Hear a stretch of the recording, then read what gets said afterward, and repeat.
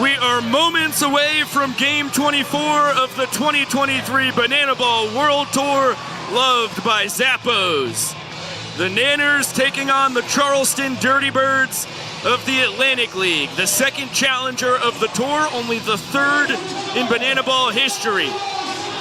As we come to you live from Charleston, West Virginia, the capital, and Gomart Ballpark.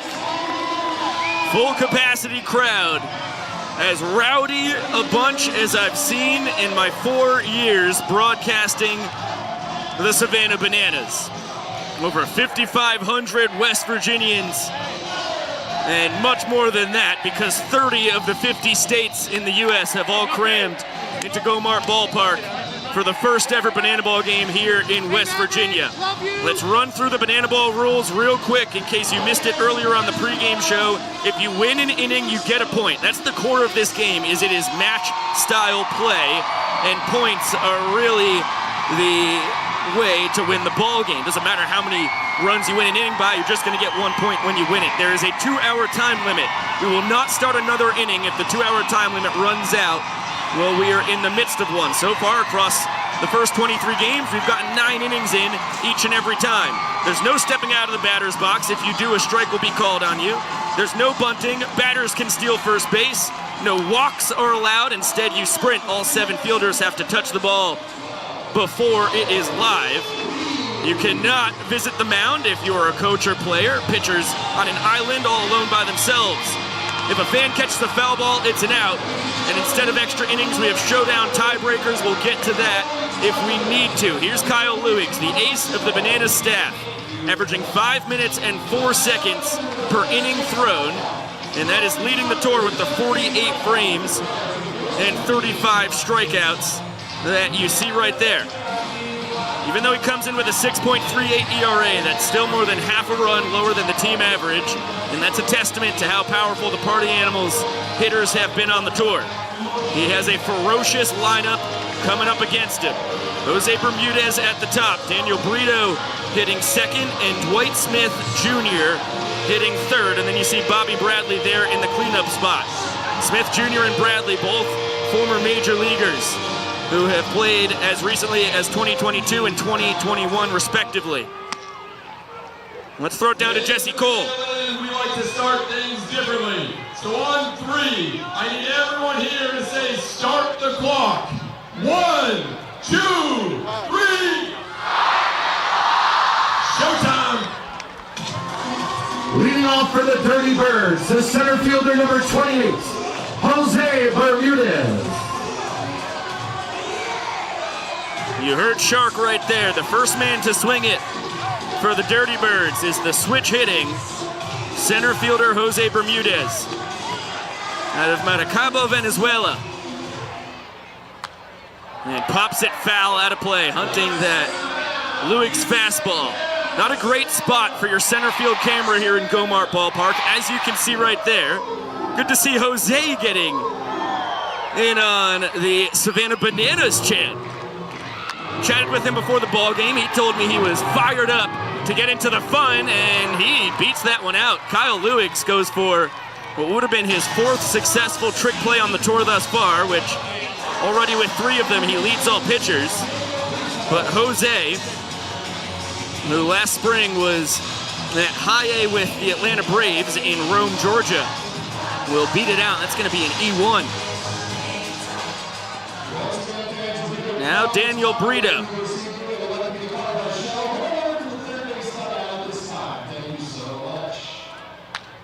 And that one's tapped foul to Oberst over at first.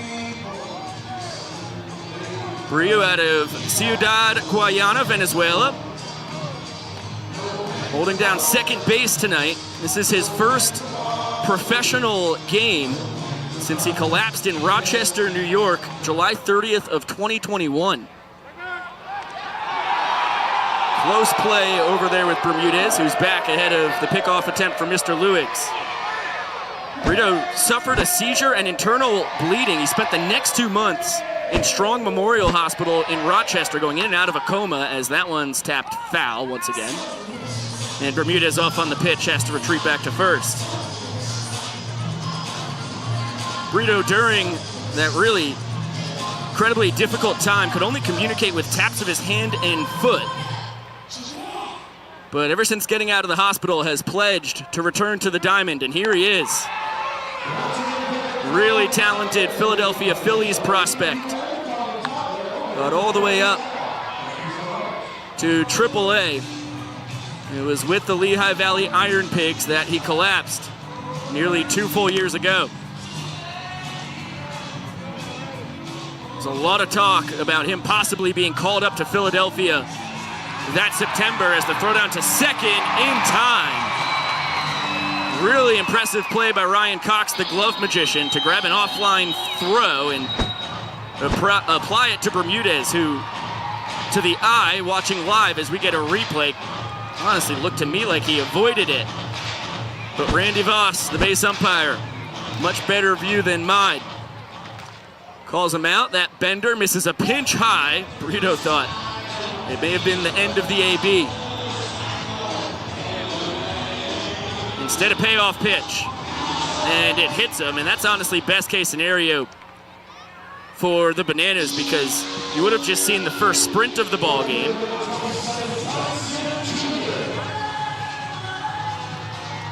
Which on average gets close to 2 bases. Because as I just mentioned before we started our ball game, all 7 fielders behind the pitcher and catcher have to touch the ball before it's live. Now Brito over at first, who didn't run a ton in his last professional campaign back in 2021 across AA and AAA. It's going to be a double play just like that, and we don't have to worry if Brito had a chance to run or not. Bizarre top of the first inning for the Dirty Birds, as you see the hot shot that went to Dan Oberst and was fired to Ryan Cox in plenty of time. The old 3-6 twin killing. And a much better opening for Kyle Lewis than he had against the Kansas City Monarchs on May 6th of last year, when he gave up 6 runs to the 2021 American Association champion squad. Matt Adams, Pete Cosma, Gabby Guerrero, and company came out like gangbusters. And as the full capacity crowd here in Gomart Ballpark gets t-shirts hurled in their general direction, you get a look at Mikey York getting loose on the bump for the Dirty Birds. As you can see, his entire professional career up until now is in the Tampa Bay Rays organization. A Banana Land connection. He was in Riverwalk Ballpark a couple years ago, throwing for the Biscuits, which was the highest he got, AA. Originally out of Sin City. And got drafted by the Rays after a phenomenal freshman campaign at the College of Southern Nevada in Henderson, Nevada. Now you get a look at how the Bananas shape up against him. Dan Oberst, Eric Jones Jr., and Michael Deeb have locked up those first 3 spots in the Bananas order. You'll see Dakota McFadden hitting cleanup a whole lot as well, with Meadows and Cox after them, and Olson, Leroy, Hosley, and Malden rounding out the lineup. Remember, we hit 10 in Banana Balls. There's a DH and an EH.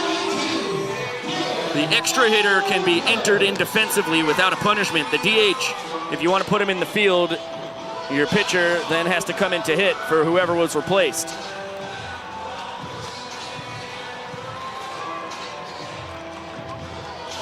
York throws a 4-seam fastball, slider, curveball, and splitter. Chatting with him before the ball game, he said, splitter is a pretty recent pickup. It's really taking over professional baseball, as Dan, swinging first pitch, chops the heater foul. And you certainly see in action 3 of the 5 Dirty Birds who their head coach Billy Horn projected to throw tonight all employ a splitter. That is a really tight pitch right off the outside corner. The Nanners first baseman, a 5-year man of Banana Land. Behind 0-2. And able to stay alive for now. Oberst in his second tour. Led the 14-game 2022 tour with a .440 batting average. Comes in leading the Bananas with his .411 batting average tonight, and he bombs that down the left field line, and it is hooked foul. Just a few feet the wrong side of the pole.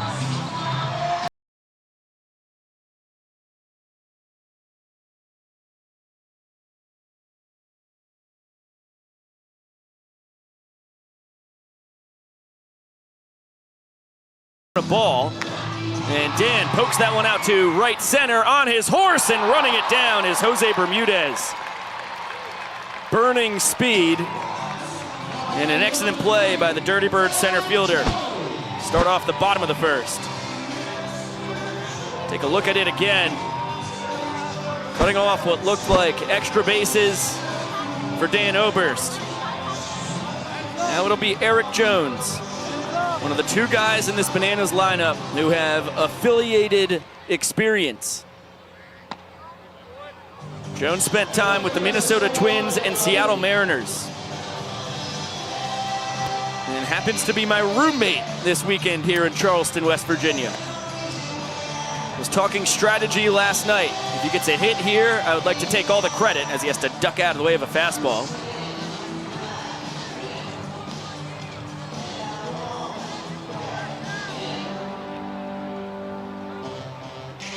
EJ originally out of Jacksonville, Florida, although grew up in Charlotte, North Carolina. 4-year man at Davidson.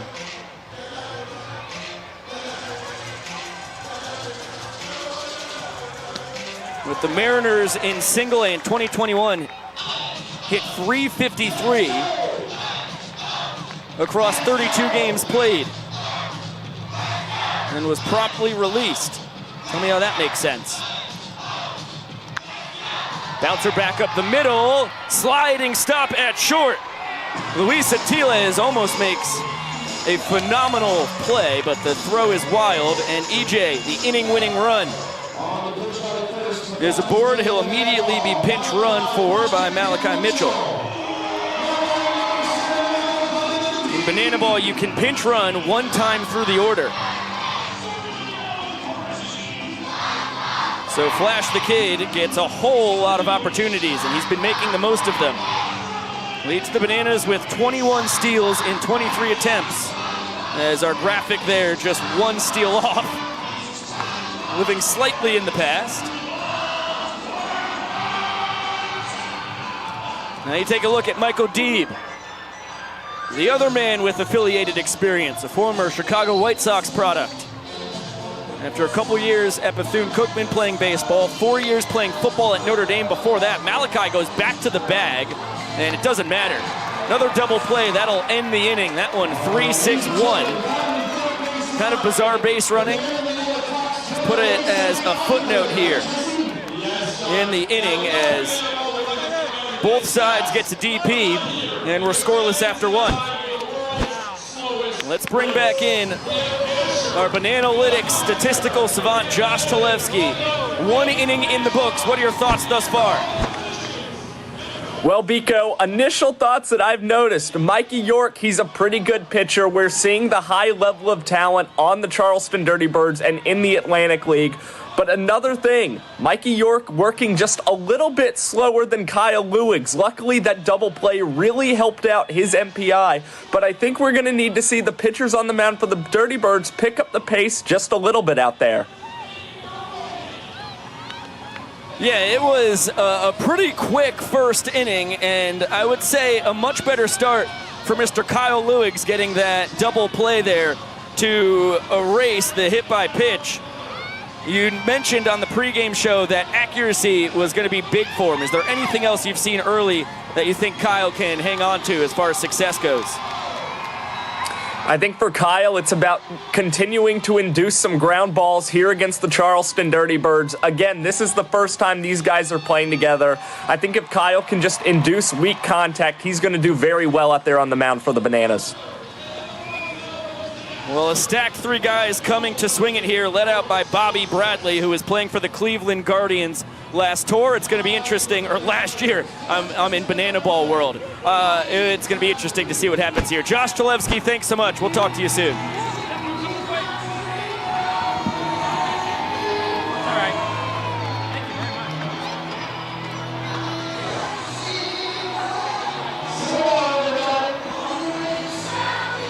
Here is the aforementioned Bobby Bradley.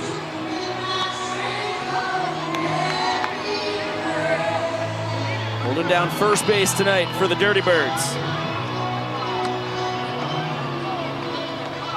Was drafted by the Guardians in the 3rd round back in 2014. And 2019 through 2022 was either up in Cleveland or playing AAA. And he fists one into shallow right for a base knock.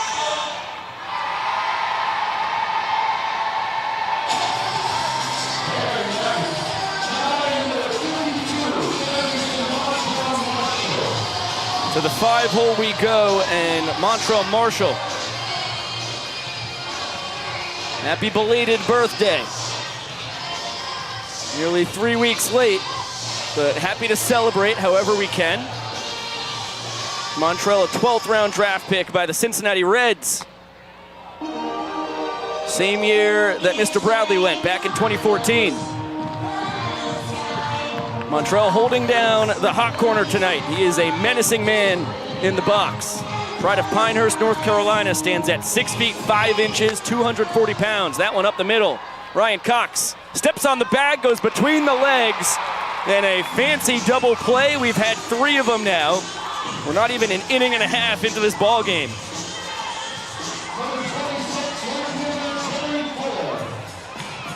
Ryan now 31 for 32 on his trick play attempts on the tour.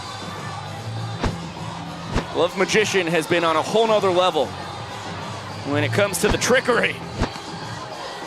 And the first pitch to Terry Fuller goes behind his back. He had no idea Bill Leroy was framing back there. Bill will go right between his legs, and a big smile from the man out of Griffin, Georgia. Kyle on the bump out of Richmond Hill, Georgia. Bill Leroy, his battery mate for the better part of the last 6 years, out of Dublin, Georgia. Looked like Terry thought about getting out of the box there, which would have actually been legal. Can only do that when you foul a ball off, as this one is sent well out of play. Count even at 2-2 with 2 down.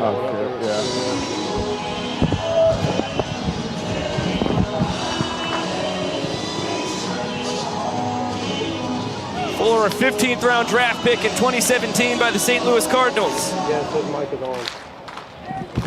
Turn him down. His mic. This is his first professional experience outside of the St. Louis organization. Now Kyle Lewigs and Jackson Olsen with Dan Oberst look like they're all going to be in unison on the mound. Who's got the ball? It's a mystery to all of us. Dan Oberst pitches it, and it is a bit low. Oh, no, it's not. Yep, that's him. Vincent Chapman is going to punch out Terry Fuller. And that will end the frame.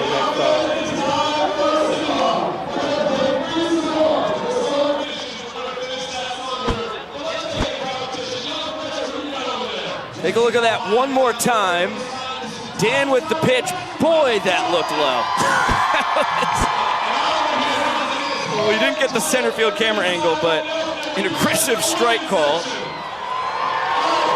I think I trust Terry's idea of the strike zone.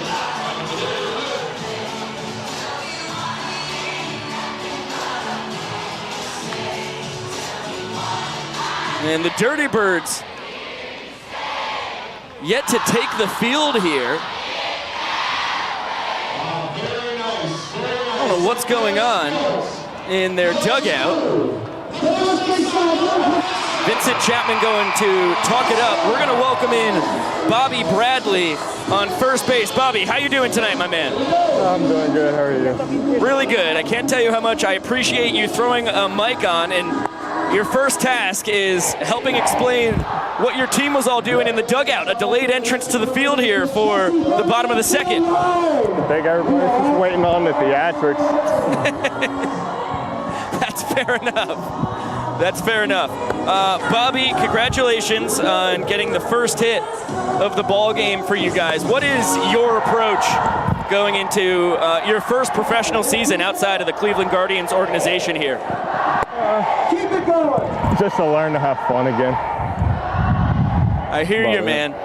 Is that something that you felt like maybe was lost across 8 years across minor league baseball and then 4 of them in the MLB? Yeah, for the most part, or just a bunch of different situations with it where you can lose the joy in something. It's all about getting it back. Well, I think you stumbled into the correct opportunity. How'd you find yourself playing here for the Charleston Dirty Birds come 2023? Just my agent and our manager Billy. They had they were good friends and had some good connections. And, they thought it'd be a good idea for me to come on out. So, gave it a try. Now, what are your thoughts here in your first game? And correct me if I'm wrong, if this isn't your first game in Gomar Ballpark. Oh, it is. It's nice. Dakota McFadden blasts that deep to left center field. It's out of here! D-Mac walks off the second inning. Nanners up 1 point to zip just like that. Bobby Bradley, I think that was the shortest half inning we've ever had somebody mic'd up, man. Oh, yeah. Listen, I really appreciate you doing it. Yeah, no problem. Good luck with the rest of the way. Thank you. There goes Bobby. And D-Mac appropriately fired up. It's his 6th walk-off of the tour, his 3rd long ball. And with over 10 family members from the greater Charleston area in attendance, McFadden was ready for the Mikey York offering. Fastball at the knees, and that thing was a laser beam out to left center field. The Nanners strike first. D-Mac with the big bounce on home plate. The boys fired up, and now they dance to celebrate. Maceo, Noah Bridges, Alex Ziegler, Malachi Mitchell, Christian Dearman, take it away.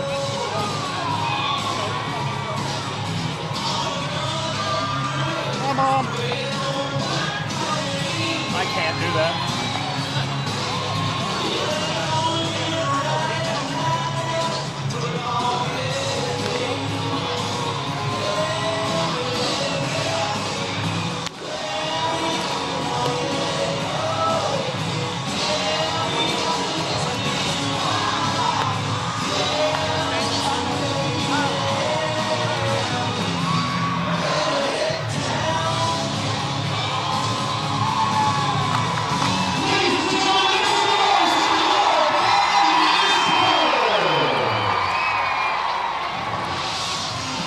Excellent work there from Maceo, Ziggy, Dearman, Bridges, and Flash the Kid.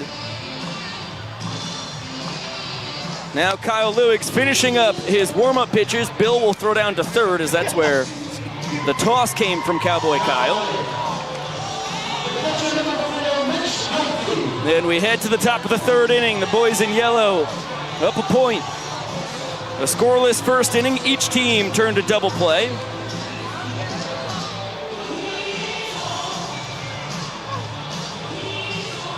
The Nanners get another twin killing in the second as Mitch Gelfie, the catcher, first pitch swinging.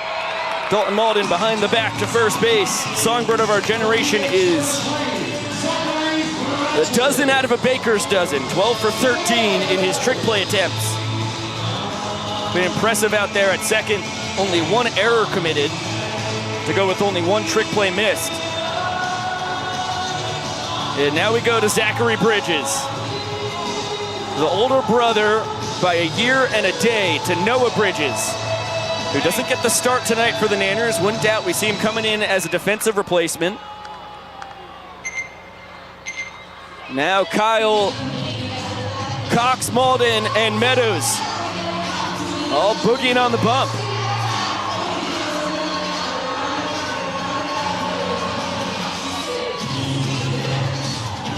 This is a really nice little ditty from the fellas. They are in sync. Bridges tries to go bridge and comes up empty.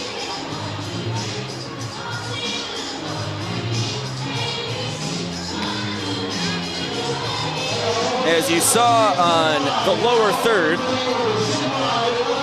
Zach spent 4 years at UNC Wilmington, spent 1 at Brunswick Community College before that. As the heater gets to the bottom of the zone, count even at 2 balls and 2 strikes.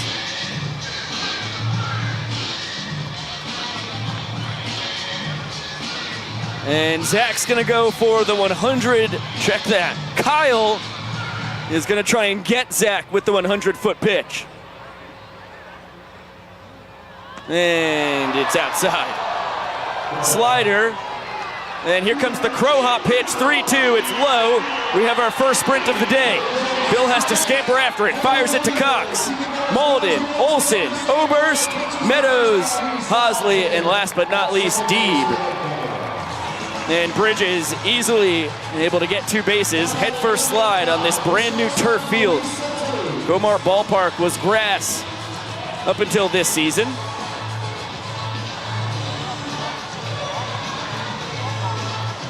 And the Dirty Birds with a man in scoring position. For their 9-hitter, the shortstop, Luis Atiles. Just like Bridges on second. One of the 2 fellas who finished up their college careers within the past couple years. And Atiles, the Lenore Rhine kid, barrels it down the left field line. He drives in Bridges. The Dirty Birds have their first run of the ball game. They lead the 3rd inning 1-0.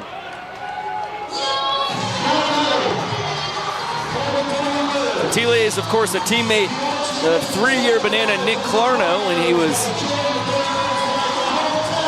at Lenore Rhine over the past few years. And the 2 of them both waxed poetic about the other when I chatted with Nick on the phone and Luis before the ball game tonight.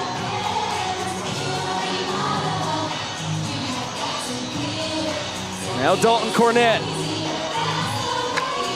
swings it in the 10-hole and bounces it straight to Oberst at first, who will take the sure out. Atiles up to second. Cornett, who came into that AB hitting .341, retired in one fell swoop.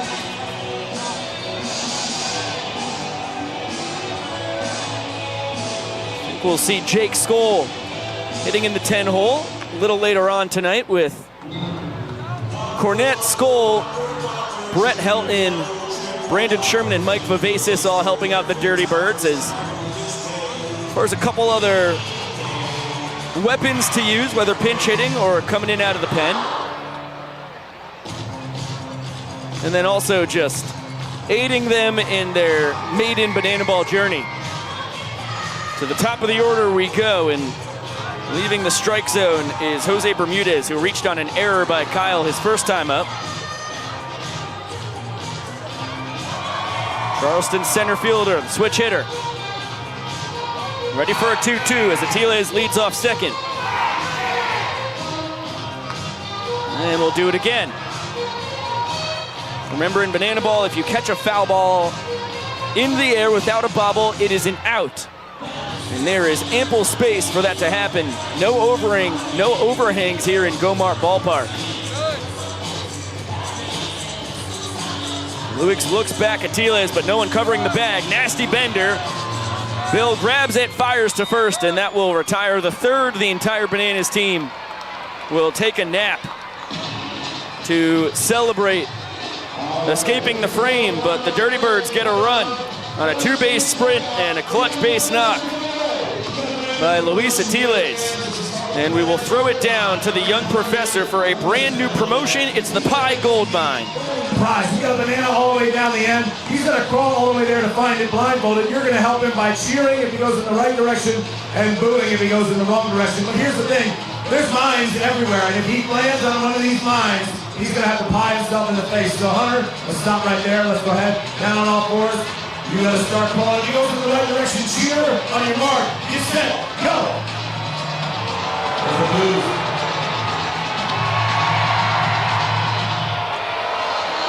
He's going away from the field. There's the blues, Hunter. There's the blues. Oh, look at it. First pie. He's going to pie himself in the face along the way. Can he get there? Oh, no touch. No touch. Help him out, Bears. Help him out.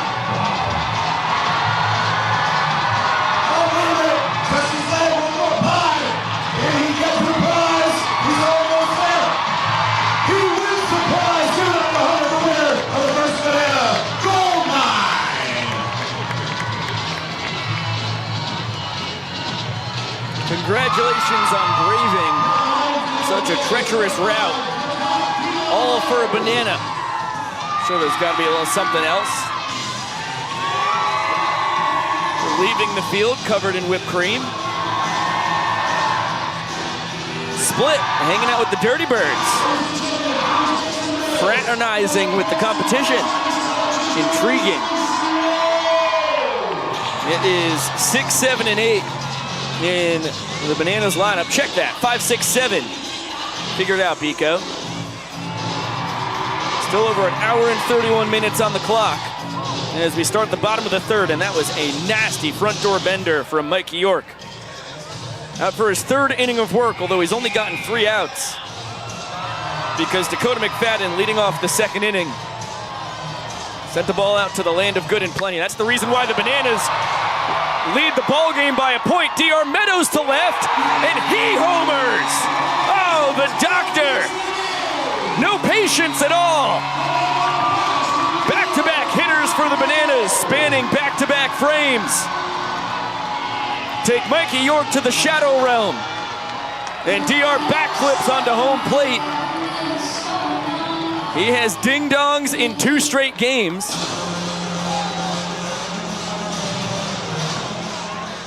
I don't know what that celebration was. Looked like a fail. I think they were thinking about it possibly being an inning-winning swing when it just tied the frame. Mikey started the at-bat with pretty much that same pitch. Really nice front door bender to steal a strike. Then tried to go back to the well, and the Banana center fielder made him pay. He had never hit a home run as a Banana until this past Tuesday night. And now in back-to-back games, he's done it. Boy, he's been heating up, too. He came into the at-bat hitting .313. April has been a very kind month for the man out of Vidalia, Georgia, as Maceo comes in like a wrecking ball. You always see an uptick in offense when he's coaching first base. Good reaction by Mikey York to snag the comebacker from the Banana shortstop, Ryan Cox.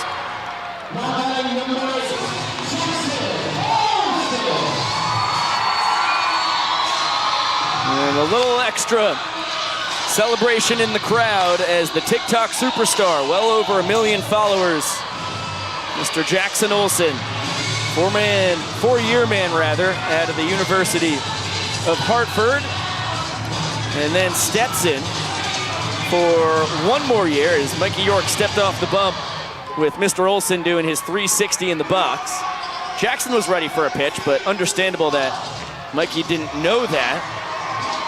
And barely misses the top left corner of the strike zone. 1-0 on the Nanners' third baseman.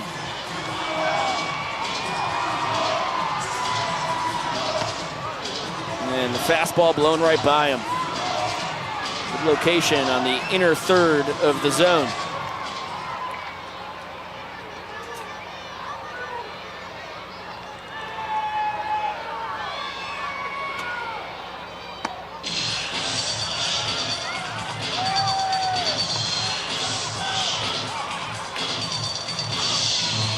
Jackson comes in hitting .246, 292 OBP.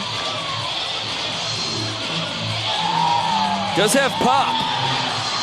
one homer on the tour. It was to dead center field in Grayson Stadium, which is 400 feet away. Same as Gomart Ballpark, except the wall is 16 feet high in center in Grayson. 12-foot wall here in the capital of West Virginia.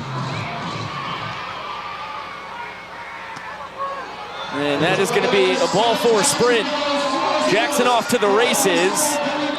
The Dirty Birds trying to figure out the defense here. Looks like they hadn't worked on this before. Jackson's rounding third. It's an errant throw. And the Bananas are going to walk off the third inning on a ball four sprint. And they're going to celebrate with some tug of war.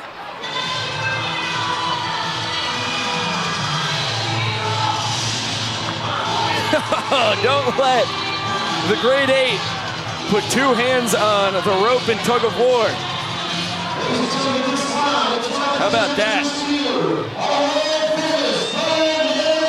Only the second four-base sprint of the tour. And with the Nanners up 2-0, we have a very special guest joining us in the broadcast booth, the man who walked off the second inning with a colossal solo home run, Dakota McFadden. How good did that feel? Oh, that felt great. My whole family's here. My whole family's from West Virginia. They're about an hour and a half from here in Payton City, West Virginia, between Parkersburg and Wheeling. My whole dad's side of the family's here today. My mom's side's coming tomorrow. So being able to do that in front of my entire family, honestly, that might be the best swing I've ever taken in my life. It was a laser beam at a Gomart Ballpark. And you told me before the ball game, I didn't know if this actually ended up ringing out true. Some of the family that's here today, you haven't even met before in your life? Everybody that's here I have.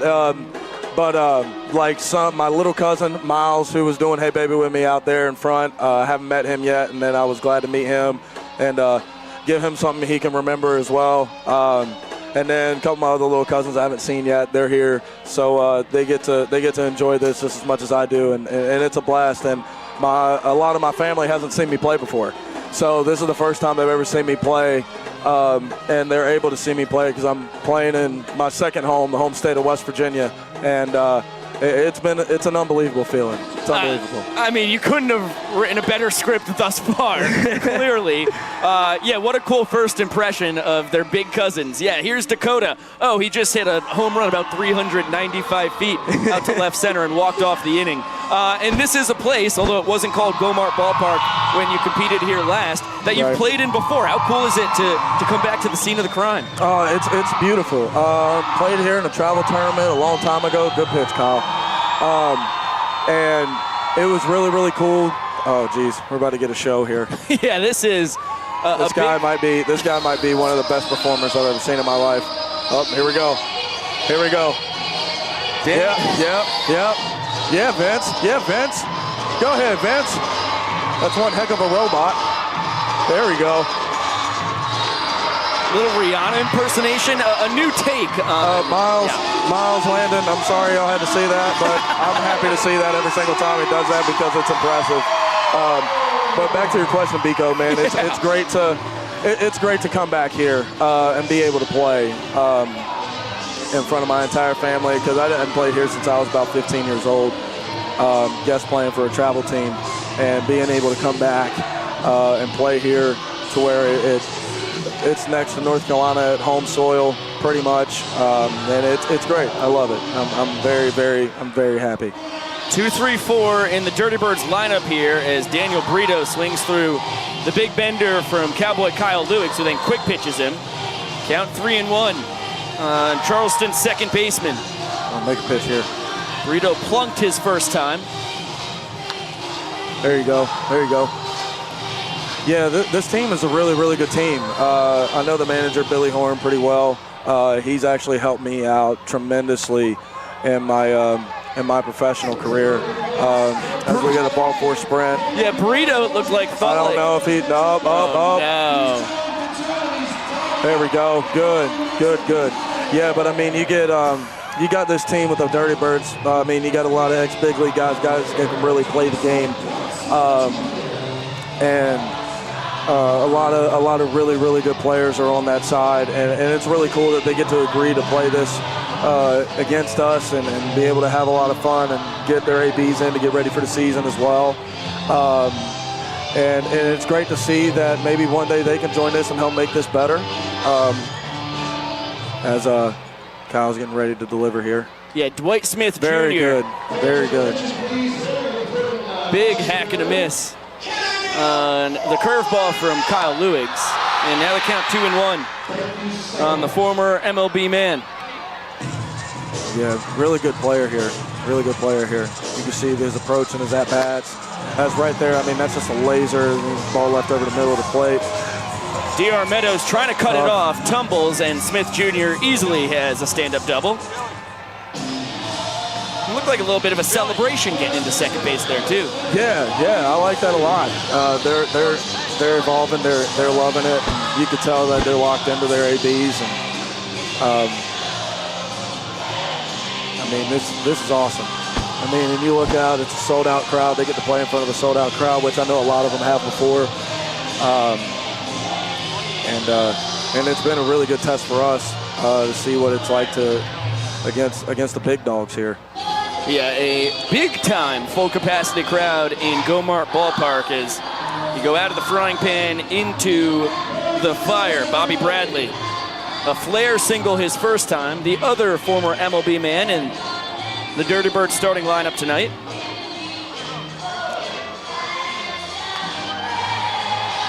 Kyle goes 1-2 here. Dwight Smith Jr. spent better part of 4 years in the MLB. Anytime you can make it to the show, you know you've made it, man, and you know he's put in the work, you know he's put in the time to get to that point. Good pitch, Kyle, when you get in there. And Bobby Bradley was in the show for 3, as recent as last summer. That's awesome.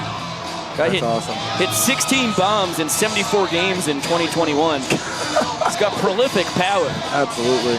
Kyle doing a good job getting in on the hands after throwing 2 off the plate away. It's going to be interesting to see what he goes with here. That ball lifted. Ball's hit down the line. And fair. Drops in fair. Another base knock for Bobby Bradley. That's just a good piece of hitting right there. I mean, with 2 strikes, shortened up, even the ball in off the plate just about. And shoots it down the left field line. 2 for 2 night now for Bobby, who was on the mic briefly in the second inning. We were supposed to have a really nice, long, engaging chat, and then you ruined it. Sorry. I didn't mean to ruin it. I apologize, Pico. I can tell you really mean it. So the 2 former MLB men combined to go back-to-back with doubles. Smith Jr. with the laser beam, Bobby Bradley with just an excellent piece of hitting. And now Montrell Marshall, the third baseman. He's a giant human being. Even looking at him in the dugout, he takes up the whole entire batter's box. And that's coming from an enormous person.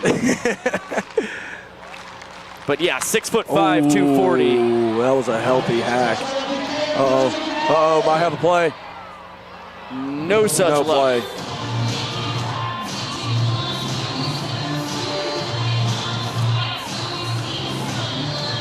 Two-1 here with 1 out, runner in scoring position. Looking for a ground ball here to at least freeze the runner on the left side. So he's got 2 inches on you, but only 5 pounds. Good pitch. As that one, a mile high to center, DR underneath it. Is he going to do it? Backflip! Oh. And for the first time on the tour, he hasn't caught it. It bounces out of the glove. It's been just about as automatic as you can get. He was 10 for 10, 11 for 11 on trick plays in total. He's now 11 for 12. Yeah, tough play. I mean, he can do that just, like you said, just about as automatic can get. I'll tell you what, the trick play missed. Opens up a great opportunity for the Dirty Birds, who trail by 2 points here in the top of the 4th. Yeah, they do, but it could be a good time for a double play here. It could work out for both sides, depending on the approach, depending on how we're attacked here. Nanners have that's a big man over there, but yeah. I mean, you may be looking to run. You never know. 1 out, down 2 points. Try to get a run home here. Terry Fuller struck out looking his first time on a pitch that, from my angle, seemed a bit below the zone. Yeah, I would say so. Now we got 2-2 here. Kyle with a quick pitch. Wanted to make sure from the dugout it looked the same. From China, it looked the same too. So. Sorry, Vince. You got to call a spade a spade. Love you, Vince, but I mean, oof. It's a very good pitch. Good take right there. Back foot slider from Kyle.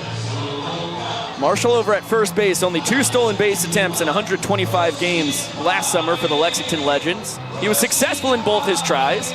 Very good. Good hold. Good hold. Good move. He thought he might have had Kyle. Got to take 2 steps. He's there. Right. Good pitch. And that's going to be a cut and a miss from Fuller. Very good. His second strikeout of the night, the 3rd for Cowboy Kyle. Now right here, we're just finding it out here. Mitch Gelfie, the catcher. Soft tapper to second base his first time. Bradley off 3rd, Marshall off 1st with 2 down. And a good snag there by Bill Leroy. Bill Leroy does a really great job back there. The way he moves back there, he's so smooth. Even with trick plays, he's very smooth. Just with the art of catching, he's very, very buttery back there, to say the least. In the great words of Michael Deeb, very buttery. That's a fact. It's a good man to quote. That's a good pitch right there from Kyle to get back, even count here. Dodge the outside corner. Very good pitch right there. Just missed inside. We don't have the best. Just missed in, but you know, that's a really great pitch to make, especially after backing up a slider right there. Oh, yeah. Going in on the hands right there. Now we just got to look to execute somewhere. Possible rollover, fly out. Bounce there foul. We go. Good, good, good. Kyle doing a really good job with his command tonight. He's always had really good command, and he's really showcasing it tonight against the Dirty Birds. Back even at 2-2 here. Looking for something down. Just missed that one. That's not the pitch he meant to throw. No, now just got to win a pitch. Now a big payoff pitch coming to the 28th round draft pick by the Milwaukee Brewers back in 2015. Of course, Marshall will be off on the pitch, so Kyle makes his big 6'5" frame dive back to the bag. Now he'll come home. That Very one good. yanked Very foul, and a fan does not make a play on it. And if a fan made a play on that ball, they deserve a bigger reward than bringing out on the field, I'll tell you that. That was a top spin rocket. Montrell and Kyle laughing as Marshall goes back across the diamond. Tell you what, this ballpark is built beautifully into the city. It is, absolutely. And they just turfed it, and it looks really, really good. Another payoff.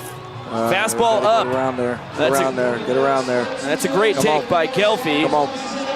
Marshall's going to take 3rd, and the Dirty Birds catcher, rather, not the party animals, just a creature of habit. Yeah. Will be content with 1 base. I think that was a wise move. That's a very wise move there, especially just, you know, when you haven't played banana ball and you're watching it play out. You know, it's tough to know when to take chances. Later in the game, you'll probably see him start to expand more, take some chances, score some more runs. Good hitter right here at the plate, too. Same situation for Kyle, except now 2 runs are home here in the top of the 4th.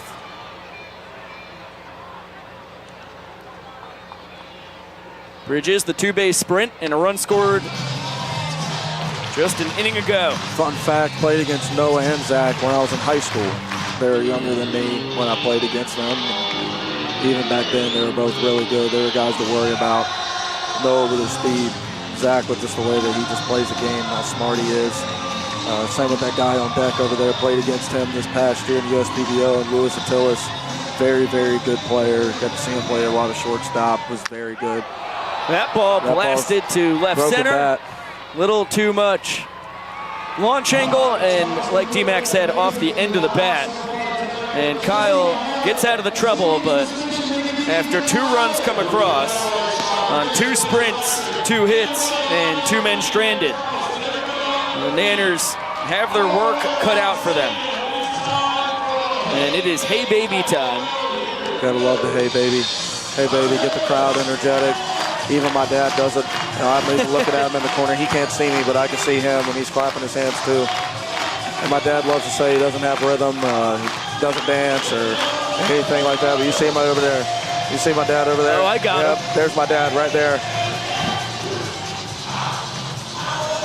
My dad with his big dip in over there, doing hey baby. Gotta love to see it. The largest crowd in Gomart Ballpark history. Wow. That's impressive. Tell you what, West Virginia. Take me home, country road. Go Mountaineers, baby. They're Huge Mountaineer fan over here. Oh, no doubt. Yes, sir. Well, your adopted home state, of course, family hailing from West Virginia. Although the Rocky Point, North Carolina native. Rocky Point's always going to be the first home. West Virginia will always be my second home. Payton City, West Virginia. Two small towns with a lot of great stories, a lot of great memories in both spots. Just trying to make the hometowns proud. Both of them, one with my family and the other one with everybody that's been on this journey with me in Rocky Point, Wilmington, Maple Hill, Jacksonville, all across the board. Just hoping they can be able to see this and realize that they can follow their dreams and be able to do this as well.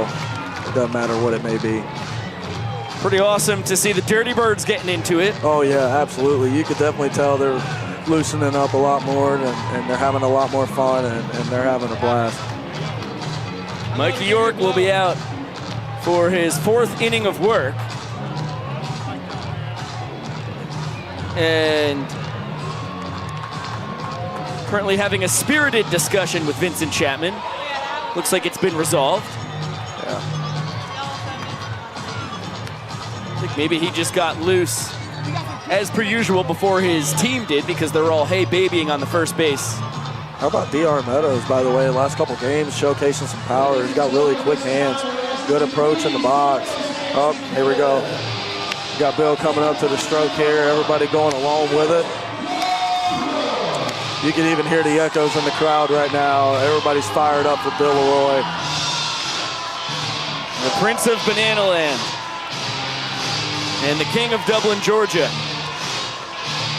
You need to say that again. This guy is the pride of this. This guy is a great guy to learn from, especially on how many things that he takes a part in with the Savannah Bananas. Him and Kyle both for being here for so long and how they've handled it. What they do together and how great of a battery they are and how great of players they are to share the field with them. I mean, it's truly an honor. I mean, you look at all the guys in the dugout, everybody's very, very good in their own way, and they bring something different to the table, baseball-related, entertainment-related, and it's so fun to be a part of. And Bill, Bill, good God, a record. Out of the stadium.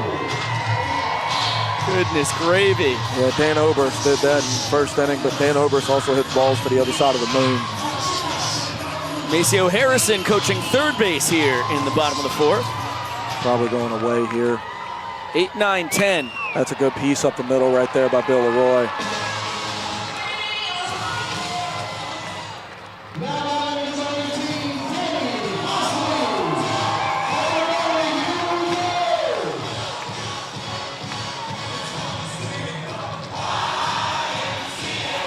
Very good player coming up to the plate here, Danny Hosley. Danny Hosley, I mean, he's our Shohei Ohtani.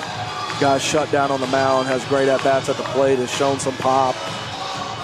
As of late, he's been swinging it very, very well. We knew it was coming. It was only going to be a matter of time. You could tell within his approach how comfortable he looks in the box there. You know, ready to go, yes, yes, yes, yes, yes, no, capitalizing on pitches in the zone. And is Danny now coming up to the YMCA? Did he steal that from Ryan Cox? I don't know. It's a little confusing. Good jump by Bill Leroy. Yeah, he steals that one easily. Mitch Gelfie never had a chance. Bill now 5 for 5 in his stolen base attempts. And what a pleasant surprise. I didn't know because I hadn't heard in my ear if it was true. But Adam Byron, you have a microphone on you? Pico, I got 2 microphones on me, man. I got wires on me, then a cardiac arrest type of emergency. Well, we can't tell you how much we appreciate you slap in 2 microphones and a bajillion wires on you to chat here in the bottom of the 4th. You guys are up 2-zip in points, trail the inning 2-0. What's your takeaway 3.5+ innings into this ball game? Takeaway is our guys know how to play good baseball. When Kyle is doing his thing and we're making plays, we're swinging the bat like when we can, like we know how. Like, we're pretty competitive, and so that's been very, very refreshing thus far. But you know, we got an hour and 7 minutes remaining. Good swing, Danny. Hosley on 3-1, pops it right side. Tag. And making the snag out there is Terry Fuller. Bill fakes the tag, and I think it was a good read not to, turns out. Viro, how about this crowd, man? I mean, full capacity, Gomart Ballpark. It's rocking. How does it feel on the field? You can feel the love and the energy down here. We felt that at 5:15 when we ran through that crowd. These people they're so thankful that we're here. We brought the banana ball to Charleston. It's rocking, man. It's next level. Dalton Malden comes up to the dish with his own song blasting throughout the stadium. Nanners second baseman hitting a .154 on the tour. See if you can get him over right here. But 5 of his 6 hits have been doubles. And tries to hold up. Nasty curveball. Yeah, Mikey York on the mound for the Dirty Birds is just grinding through these innings, man. You know, I think he's a 5th round draft pick for the Rays, and dude really knows how to pitch. Fastball, slider, curveball, splitter is the arsenal as Bill steals third base. How about that? Only 4 steals coming in. Gotta be a strike. I think they got to call a strike on Dalton there. Because he left the box. He's having a conversation with Vincent Chapman. I'll tell you what, I think Rod Blackstone, the toast man, is cooking up some cinnamon raisins. I can smell it in the booth. You smell that down there? I definitely smell some goodness, man. Come on. Big swing and a miss. Oh, no. Bill racing home, and the tag from York not in time, but still a 1-run lead for the Dirty Birds with only 1 out to go here in the 4th. Nope, 2 outs. That wasn't strike 3. So Vincent didn't call the strike on Dalton for evading the box as we take a look at that slide home one more time. 2-2 coming to the Nanners second baseman. What do you say, Dalton? Look at Maceo just getting into it down there on third base box. Kung Fu fighting, and that was a very good pitch. Here goes the toast. Dakota McFadden, thanks so much for hanging out in the booth, man. Thank you for having me, Deco. Viro, love you, man. I love you. Nice laser there you had earlier, D-Mac. Game's not over yet. Let's keep grinding through it. Dakota is in the hole, so very understandable that he's got to exit stage left and get back down to the field. To the top of the order we go, Dan Oberst. When I say in the hole, I mean in the pit. Same difference. Viro, this is your second independent professional ball club that you've had to indoctrinate into the world of banana ball. How do you think they're handling it? How was the reception to you blasting them with the 9 rules as Dan taps it to third and the Dirty Birds win the inning? 2-1 ball game. All over to you, Viro. Yeah, the Dirty Birds' entire staff, coaching staff, players are all in. They, Kansas City Monarchs did a great job of putting on a great show with us. We did have to turn a couple of those guys, the Dirty Birds. We haven't had to do anything to convince them to do anything at all. They've been phenomenal. They've been working fast. They've been dancing. They've been great hosts, and I hope it looks good up there in the booth for you, Deco. Oh my gosh, it looks amazing. Now, your ball club has a 2-1 lead. We got a little less than an hour and 4 minutes to go in this ball game. What do you think the Bananas have to do to pull out a victory here in the first of a 3-game series against the Dirty Birds? Yeah, Kyle he needs to continue to do his thing, and if he comes out of this game in the 6th or 7th inning, we're going to have to lean very heavily on Donaldson or Haas to really shut it out for us. But we also have to continue to get to their pitching. Right now, our guys are putting the ball in play. We need to continue to do that to put put the pressure on them, because that team over there with all the former big leaguers and their experience, they're not going to go down easy, and there's still a lot of baseball in those guys and a lot of juice, so we just got to stay the course and play another hour and 3 minutes and then get out of here and do a nice little plaza party, my friend. Hey, I love it. Viro, thank you so much for hopping on the mic. We'll do it again soon, buddy. Appreciate you. See you, B. There goes Adam Viron, one of the two coaches for this Bananas squad. Viro and Tyler Gillum tag teaming the 2023 Banana Ball World Tour.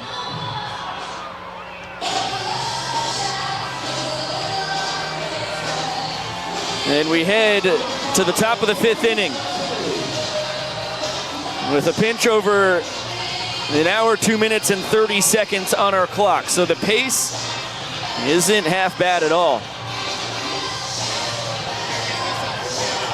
It's 9, 10, and 1 for the Dirty.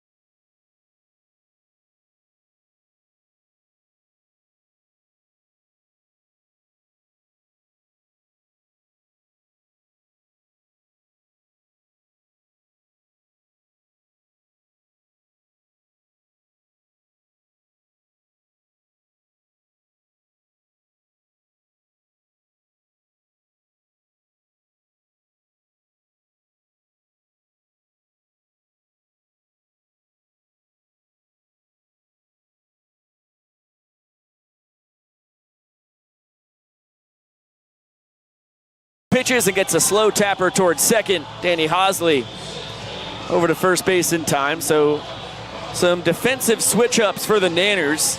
They move Hosley from right to second. And Noah Bridges goes out to handle the duties in right field. I'm sure in Dalton Malden's spot. So both Bridges brothers in the ball game now. And here's Dwight Smith Jr., the left fielder, 1 for 2. Line drive double to right center his last time. Came around to score. It was just an inning ago. Dirty Birds won the 4th 2-1. As this one's bounced foul. Bananas won the 3rd 2-1, the 2nd 1-zip. And no runs were scored in the opening inning tonight.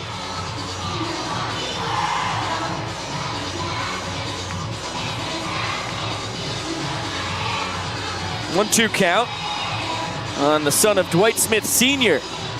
Across 8 years in Major League Baseball. Played for the Cubs, Angels, Orioles, and Braves.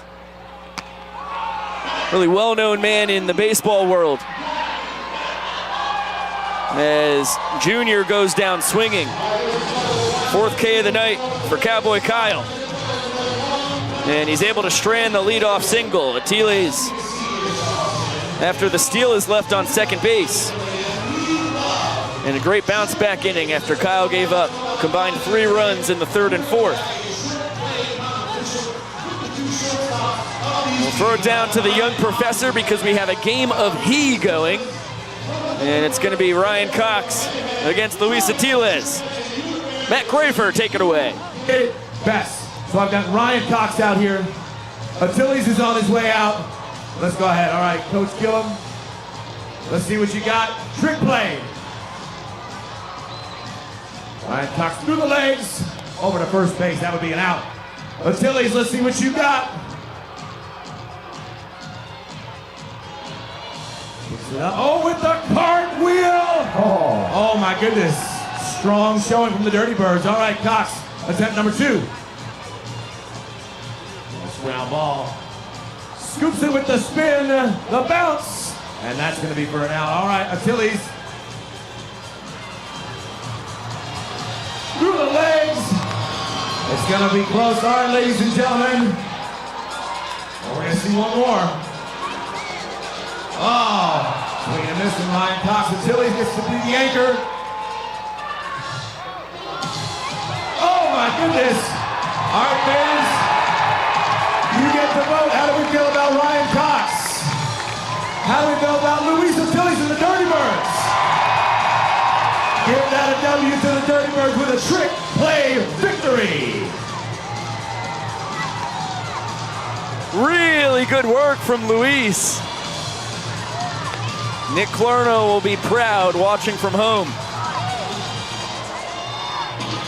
You didn't think that the Lenore Rhineman could come in and dethrone the trick pitch king, or the trick play king of the tour. Cox is 31 for 32. As you take a look at Austin Henrich. Will replace Mikey York on the bump. The pride of Elkview, West Virginia. Gets to throw in the capital of his home state this summer. And he's got 2, 3, 4 in the Bananas lineup. Eric Jones takes the first offering inside. Henrich sinker, changeup, slider. And a quick 2-0 count on the Bananas extra hitter. Tapped a single up the middle his first time.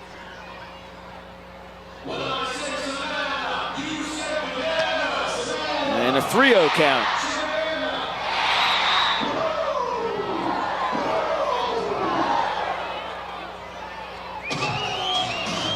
Henrich also played his college ball here at the University of Charleston. He throws a 4-pitch sprint. EJ off to the races. We'll see how the Dirty Birds do it. They go short, third, second, first. The outfield now crashing in. Seems like they've taken some notes from how the Bananas do ball 4 sprint defense.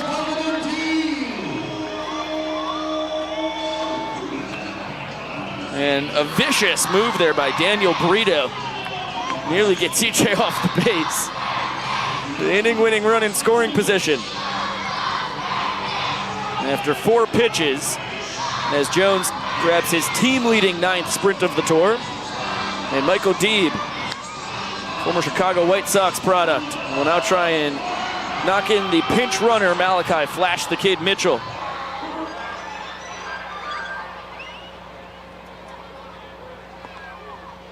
And the Nanners left fielder takes it, and even though the ball bounces off the glove of Gelfi, it is a called strike. So a 1-1 now on Vitamin Deeb. Rounded out into a 3-6 double play his first time.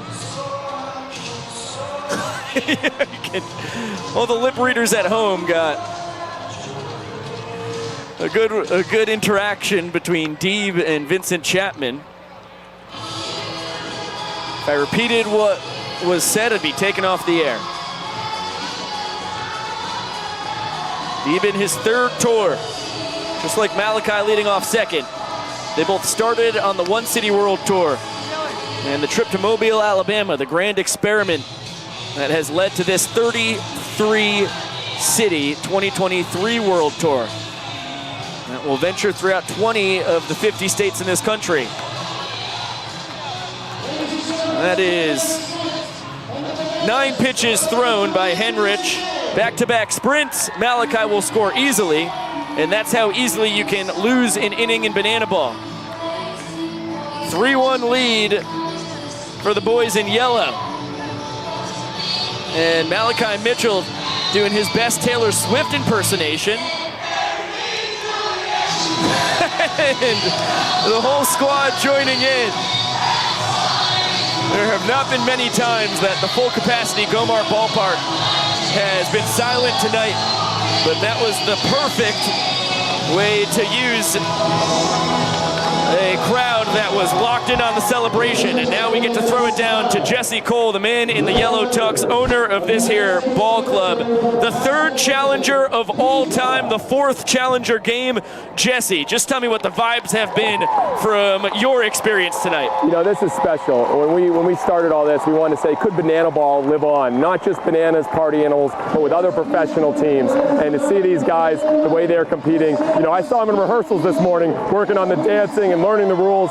You know, they're all in, and it's really fun to watch, and we got a great competitive game again tonight. Oh, it's been phenomenal thus far. How about Dakota McFadden with double-digit relatives from West Virginia in the ballpark, and he hits maybe the hardest ball I've seen in my entire life for a walk-off dong. You know, to see him come in the dugout after that home run, his emotions, his energy, I mean, Dakota's always fired up, but this was a whole nother level, and that's what it's about. You know, you're seeing dreams come true, and, you know, with Dakota in front of his family in this setting, there's nothing better than that.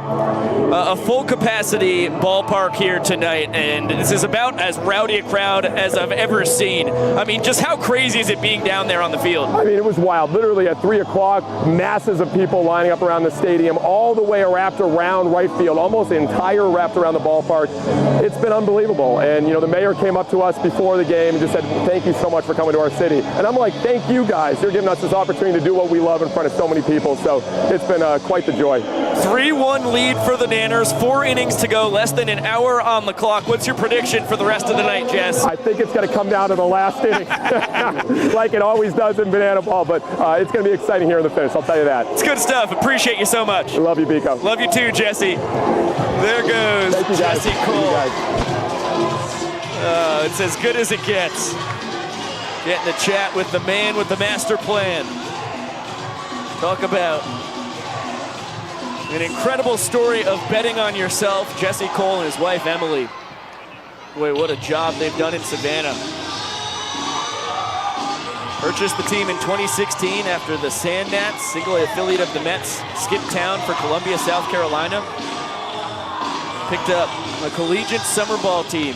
Had sold out 88 straight games when I hopped into the fray in 2020. And now they have sold out over 200 straight games in Grayson Stadium. Approaching 230 straight night games sold out when you include the 3 quote-unquote world tours that have happened. Bobby Bradley, the first baseman, skies it behind home plate. And it will not be caught by a fan. 4-5-6 for the Dirty Birds here in the top of the 6th with less than 50 minutes to go on our 2-hour time limit. Bobby popped on a mic in the 2nd inning, which was our briefest of the evening, as Dakota McFadden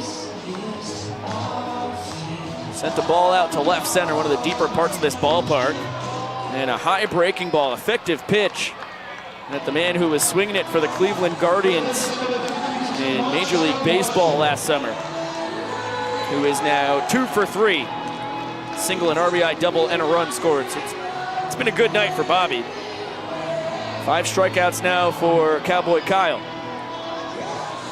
Montrell Marshall drives that one out to right, but Noah Bridges has a beat on it and will add a dive for goofs and smiles. And a big one there on the 5-year ban at a UNCW. Take a look at that one more time.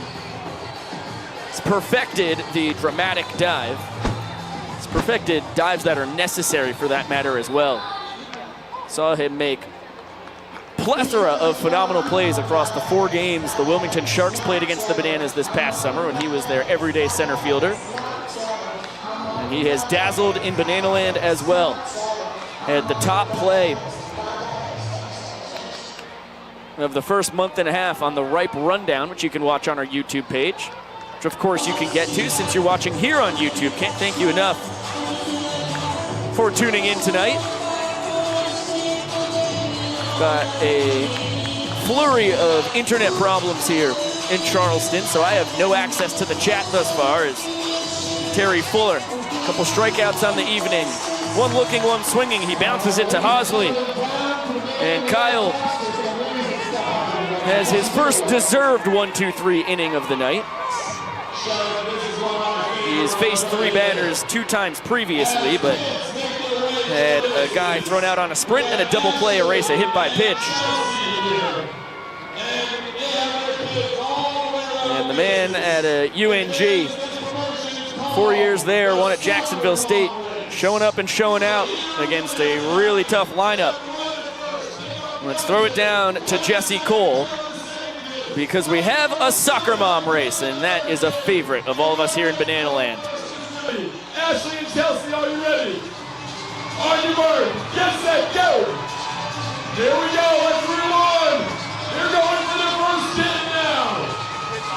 And a good pickup by Chelsea. And here comes Ashley behind. Chelsea's moving well, but here comes Ashley. And pin number 2, gotta pick him up. There we go. And Ashley coming behind, making the comeback. Here comes Ashley. And now the most challenging third pin. Wow!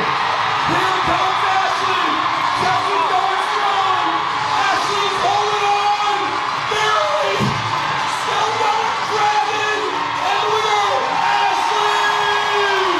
What a comeback from behind. And there you have it, fans. The most amazing ever soccer mom race. Well, it's always incredible, and that's why it is both a fan favorite and a broadcaster favorite. Saw someone in the YouTube chat before the ball game hoping that the soccer mom race would be happening. Back when I had access to such things. I'm gonna try and delve into the K-Club chat. Steve says he was telling his sister the Bananas were playing the Dirty Birds in West Virginia. She immediately asked, like the canaries they send down in the mines? That is one smart sister you have, Steve. This team used to be the West Virginia Power until September of 2021. In fact, Emmanuel Rosario, 2-time tour player, first for the Bananas, then for the Party Animals, was pitching for the team when they made the change. And there's Rod Blackstone, Toast Man. They installed an outlet right behind home plate so that Rod could make toast here. This ballpark was built in 2005. Well before that, when this team was the Alley Cats, Rod started this terrific tradition of making toast. And after opposing strikeouts, he'll yell, "You are toast." And then when he throws the toast out to people in the stands, the locals will chant, "Don't eat the toast. You don't know where it's been." It's a really practical chant as D-Mac gets a bender up in his general direction. Schnazzy footwork as the Nanners left fielder, check that, DH, is able to stay in the box. Solo shot to left center. His only trip to the dish tonight. 1-1 offering. And that one lifted into shallow right. Brito there for out number 1.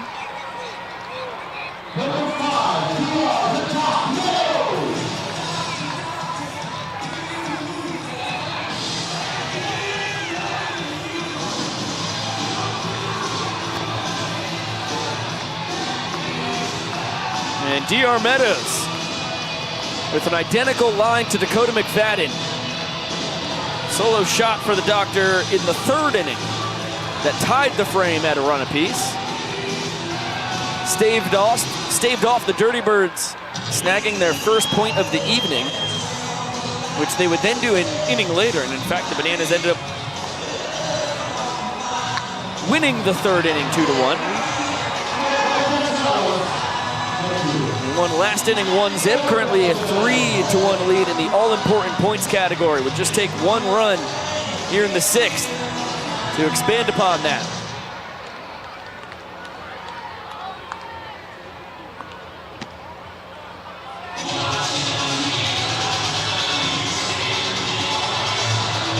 Henrich never got to play against the Savannah Bananas, but did pitch for the Tri-City Chili Peppers in the Coastal Plain League in 2021, which ended up being the first of back-to-back Pettit Cup championships for the Nanners.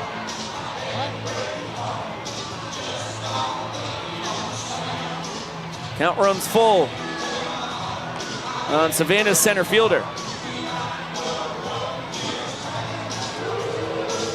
Henrich, a Winnipeg Goldeye in 2021. Troy Riviere Eigel. It's a tough one for me as he gets Banana center fielder with the strikeout. Well, that was in the Frontier League. Then he went over to the Ogden Raptors in the Pioneer League last summer. 2 pro teams for the price of just 1 season as DR visits Rod Blackstone, the Toast Man. And a cut and a miss from Ryan Cox on a nasty bender from Henrich. Remember, he's sinker, changeup, slider. That looked like the slide piece right there.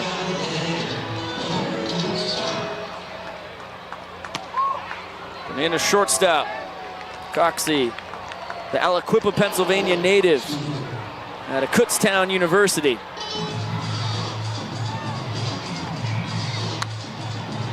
Taps that one to the mound, and it can't be barehanded by Henrich, so it'll be an infield single. Cox had been slowing down offensively a little bit as of late, but I'll tell you what he doesn't do very often at all is strike out. He's always liable to do that, put the ball in play. Leads the tour with just 3 strikeouts for all everyday players. Bill Leroy, the closest man to him, with 4 Ks. Dalton Cornett with 5. Now Jackson Olsen, who had a 4-base sprint in the 3rd inning to win the inning. It was the first sprint of the night for the Dirty Birds. And unsurprisingly, they were not entirely ready with a set defensive strategy. Cox takes off. Jackson Olsen smashes it to right. He walks off the inning. No doubt dinger. Another ball incinerated, his 2nd long ball of the tour. And his 2nd walk-off of the night. 3rd of the season. Races around the bases. Nanners up 4-1. Boy, that kid's got some pop when he squares the ball up.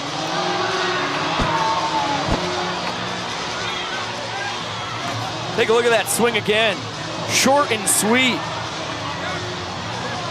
And the grade 8 knew it.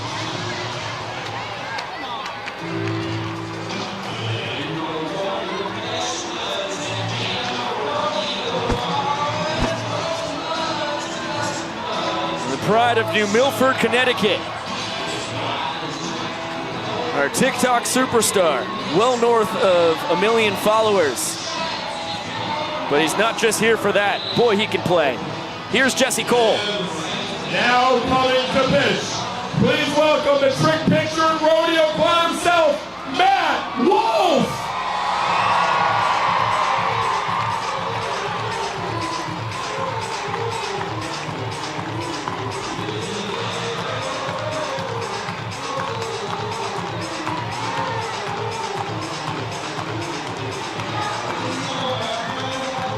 to look at the numbers on the tour thus far.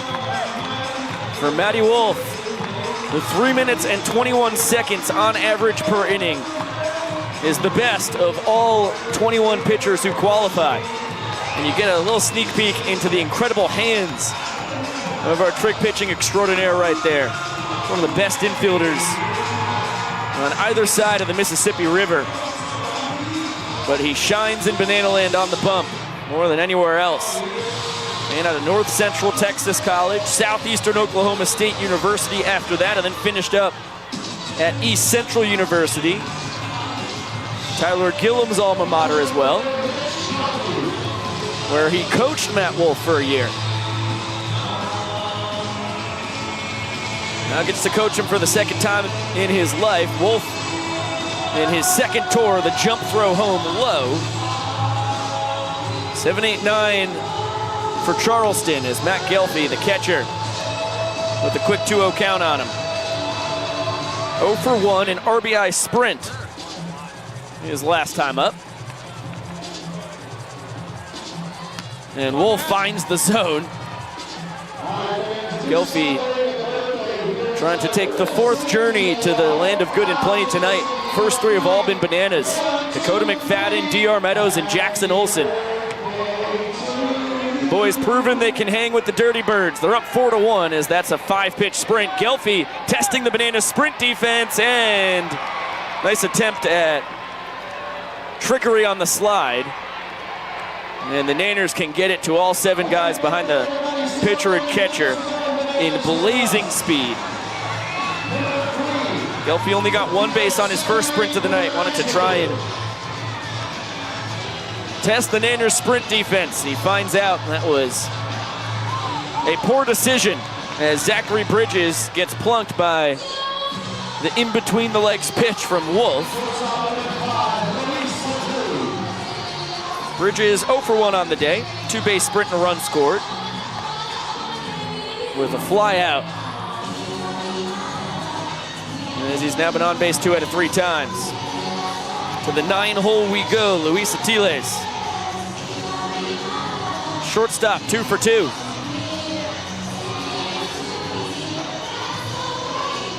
RBI back in the third. Brought in Bridges, and front door bender misses. Atiles stepped out of the box. Vincent Chapman, I don't know if he didn't notice or he's going to give him a mulligan because he did not call a strike. He's just up there dancing.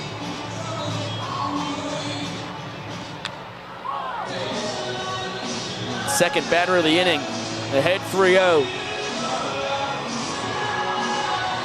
Trying to make a highlight play at the ditch. Second sprint of the frame. Zach Bridges is going to get third base. Atiles has learned from his teammates' mistakes. He's going to hang out at first. So a sprint, a hit batter, and a sprint. But thanks to the Nanners' good sprint defense, instead of a run home and nobody out, there's 1 gone and runners at the corners. To the top of the order we go. Jose Bermudez, the switch-hitting center fielder, 0 for 3. Reached on an error. Strikeout and a flyout. Less than 35 minutes to go on the timer. We've got 3 innings to play. Atiles took off for second and got there before the pitch was even thrown by Matt Wolff. It's his second stolen base attempt of the night. Both have been successful. That one on a hop to Danny Hosley. Zach Bridges dancing off of third, and now a throwback not in time to get Luis. Bermudez 0 for 4. Good play there by Danny Hosley to hold off Bridges and get the out. Wolff has been erratic, but could get out of this inning unscathed if he can survive Daniel Brito. The second baseman 0 for 1, a ground out, sprint, and he was plunked his first time. Cartwheel, pitch is low. And the Pride of Joy, Oklahoma behind once again. Goes to a traditional set, and that's a bouncer back up the middle. Bridges scores easily. Attila is behind him. The throw from Meadows offline. It's a great piece of 2 out.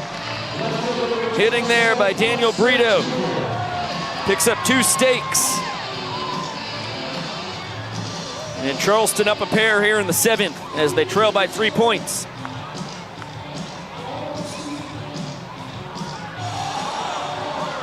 And now Dwight Smith Jr.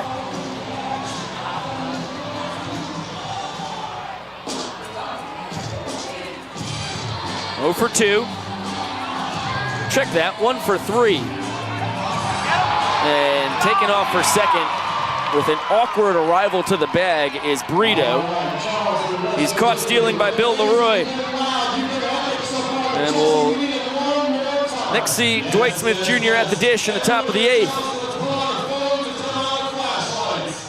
The Dirty Birds get 2 runs on 1 hit, 1 man left. And as you take a look at Brito's attempt at a little hezzy hay, it looks like ended up being a headbutt with Ryan Cox. And an out at second base. Bananas need 2 runs to win the inning, 3. Check that, way off. 2 to tie it, 3 to win it. As we turn Gomart Ballpark yellow. Nanaland take on the 7th inning stretch. Keep it going.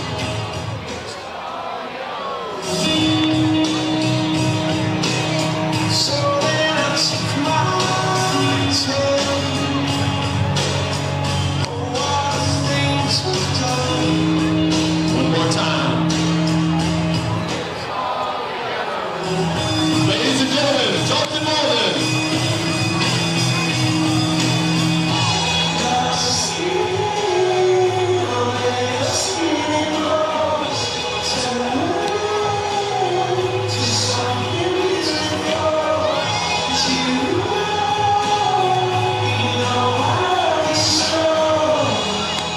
We love you so much, Banana Nation. Now let's go, Bananas!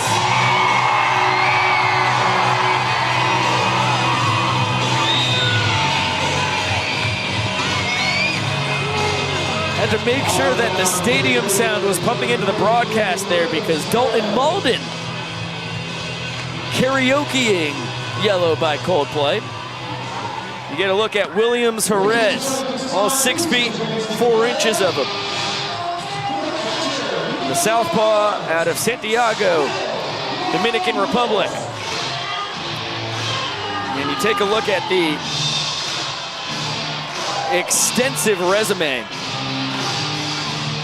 for a man who spent 5 years in the Red Sox organization, another with the Angels, Giants, Pirates, and Mariners. Was in AAA with Seattle in 2021. A Long Island Duck in the Atlantic League last summer. As there's a cut and a miss from the Bananas catcher, Bill Leroy. 8, 9, 10 in the Nanners lineup. And a flail and a miss on the nasty off-speed pitch. Jerez brings a fastball, splitter, slider, and curveball to the equation. And that one tapped back to Williams, who wheels and deals to first. Soft contact and an out.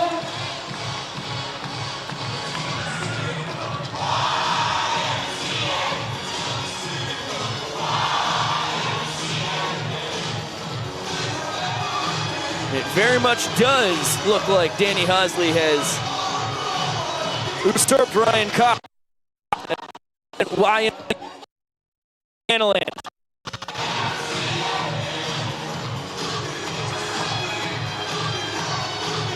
Danny flew out to right in his only trip to the dish tonight.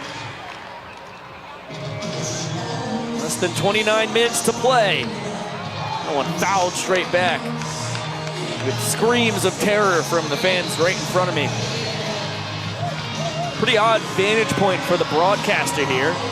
Just about as low as you will find a booth, and professional baseball. And a little off kilter from home plate. Tough to see inside and out, but I'm not complaining. This is a fantastic venue for banana ball. And West Virginia has showed out big time. As you see, Matt Wolf has brought a young fan down onto the field to hang out in his rodeo clown barrel. 3-1 now. On the Shohei Ohtani of Savannah, Georgia. Danny, the Bananas' resident two-way man, was trying to will a ball four call from Vincent Chapman. He says the heater got the zone and the count runs full. All smiles from Haas.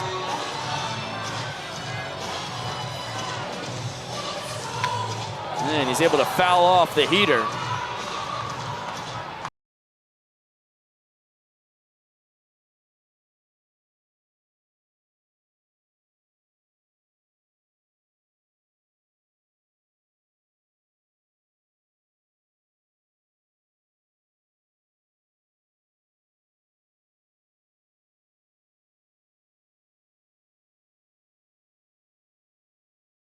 Bender.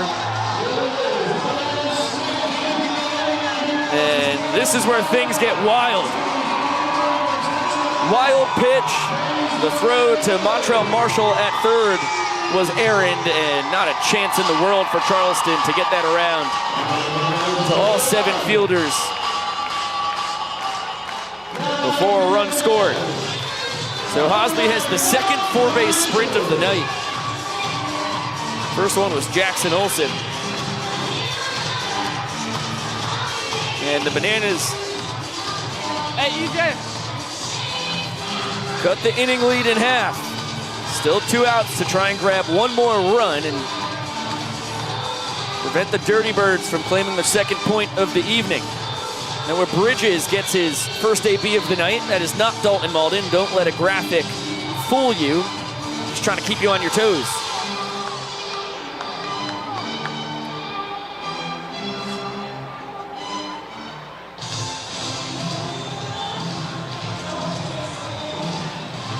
Bridges out of 4 Oaks, North Carolina, although his UNC Wilmington bio says Benson, North Carolina. That's because his brother Zach, who beat him there by a year, said he was from Benson, North Carolina, right around the corner from 4 Oaks, and that's where Zach's girlfriend's from.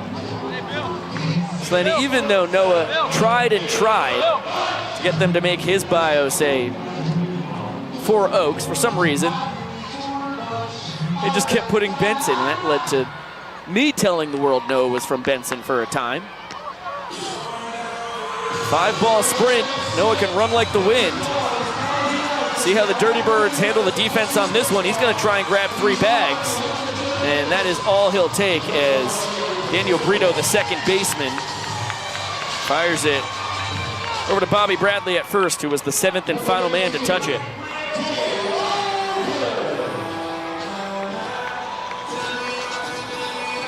And now the Dirty Birds have to bring the infield in. To the top of the order we go. Dan Oberst to fly out and ground out. Can hit the ball as hard as anyone in Middle America. Knifes that one foul. Wrapping around our first base camera woman, Emerson Elmgren.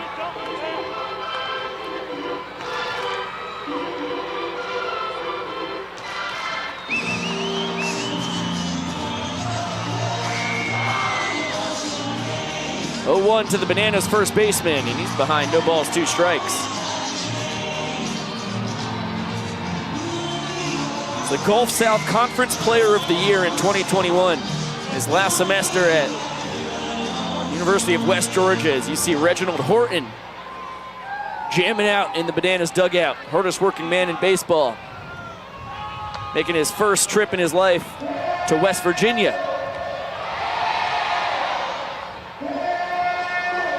Dan got Gulf South Conference Player of the Year on the back of a .409 batting average, 17 bombs, which were both second best in the league, and an .848 slugging percentage, all video game numbers. Of course, he parlayed that into a tremendous final summer in Savannah where he hit .333, a .404 on-base percentage. And only one home run less than Bryson Bloomer for the team high in what was the first of back-to-back Coastal Plain League championships. 2-2 to Dan. Cut and a miss. Nasty two-seamer diving down and away from him.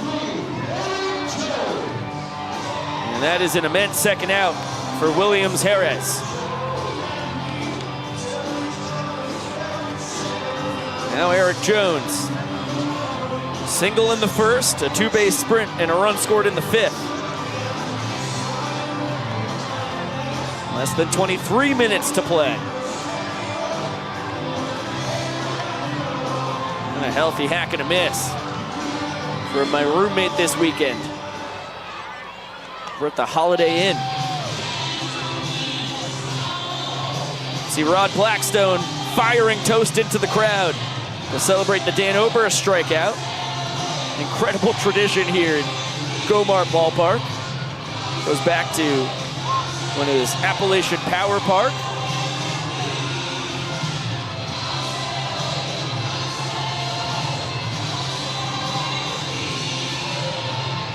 Goes back to the Alley Cat days.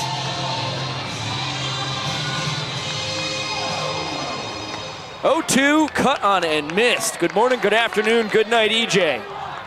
Jerez does the job.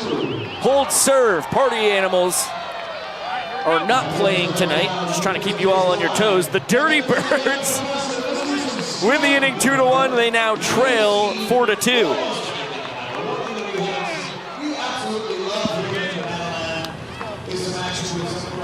And let's bring in Josh Talevsky, our Bananalytics statistical savant from our stats headquarters in Athens. Josh, 4-2 ball game with a little over 20 minutes to go and 2 innings left. What is your big takeaway from the game thus far, man? Well, Biko, the Bananas have had a power surge tonight. I mean, 3 home runs. Dakota McFadden, D.R. Meadows, and Jackson Olsen. You can just see that the Bananas are swinging bats with confidence tonight. And by the way, as for the Dirty Birds, I think they're figuring out just how costly sprints can be. We've seen 2 4-base sprints from the Bananas tonight. Danny Hosley and Jackson Olsen have come around to score on the sprints. So if I had to guess, the sprint defense is going to be something the Dirty Birds will focus on in practice before tomorrow night's game. Yeah, only 16 homers for the Bananas in 23 games coming into the night. Now they have 3 in one evening. And 2 ball 4 sprints resulted in home runs when only one time that had happened across 23 games. What do you think the key is for the Bananas in keeping this lead and securing a W in their first of 3 challenger games against the Dirty Birds?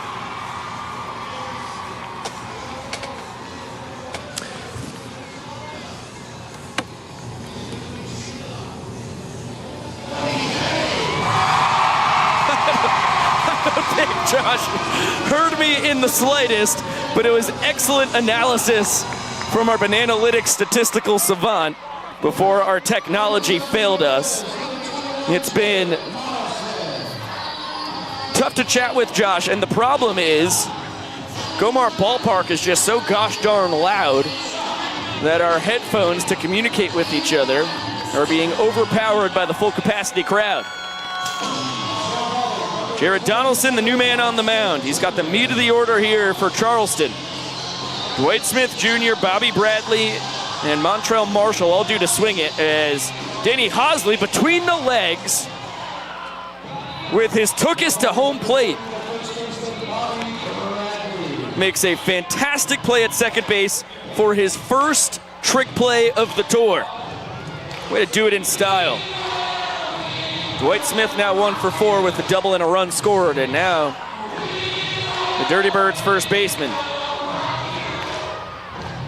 Bobby Bradley 2 for 3. Single, a double, a run driven in, as well as 1 scored. He was the 5th and final strikeout victim of Kyle Lewis his last time up, as he checks his swing on the splitter.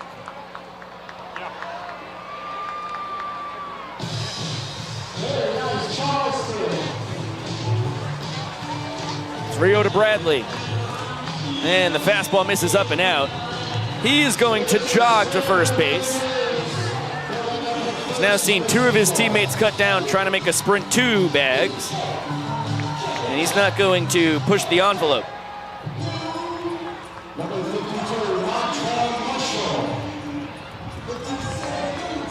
So Bradley on first with 1 away.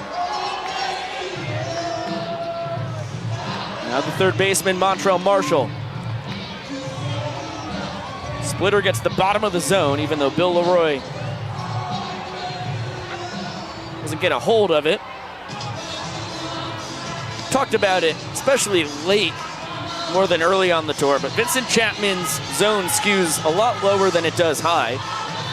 He's told me that's because that's how MLB zones tend to go. I'll certainly take that as an explanation.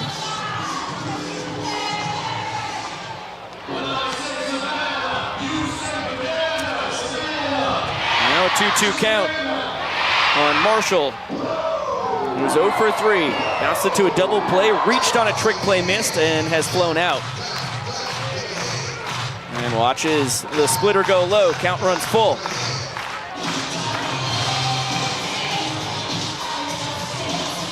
Donaldson, the splitter specialist, gives up a sprint for the second straight batter of the inning. Bobby Bradley turns on the jet so that he can go first to third. And Marshall wisely content with the second straight one-base sprint for the Dirty Birds.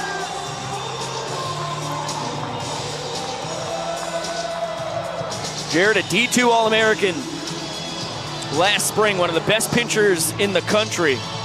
At a 1.81 ERA across 99 1/3 innings at Georgia Southwestern State University down in Americus. The Albany, Georgia native uncorks a nasty splitter. And an 0-2 count on Terry Fuller, the right fielder. Ground out in a couple Ks. One swinging, one looking on one that I put an asterisk on because it was one of the rare times that Vincent did not make the best call of his life.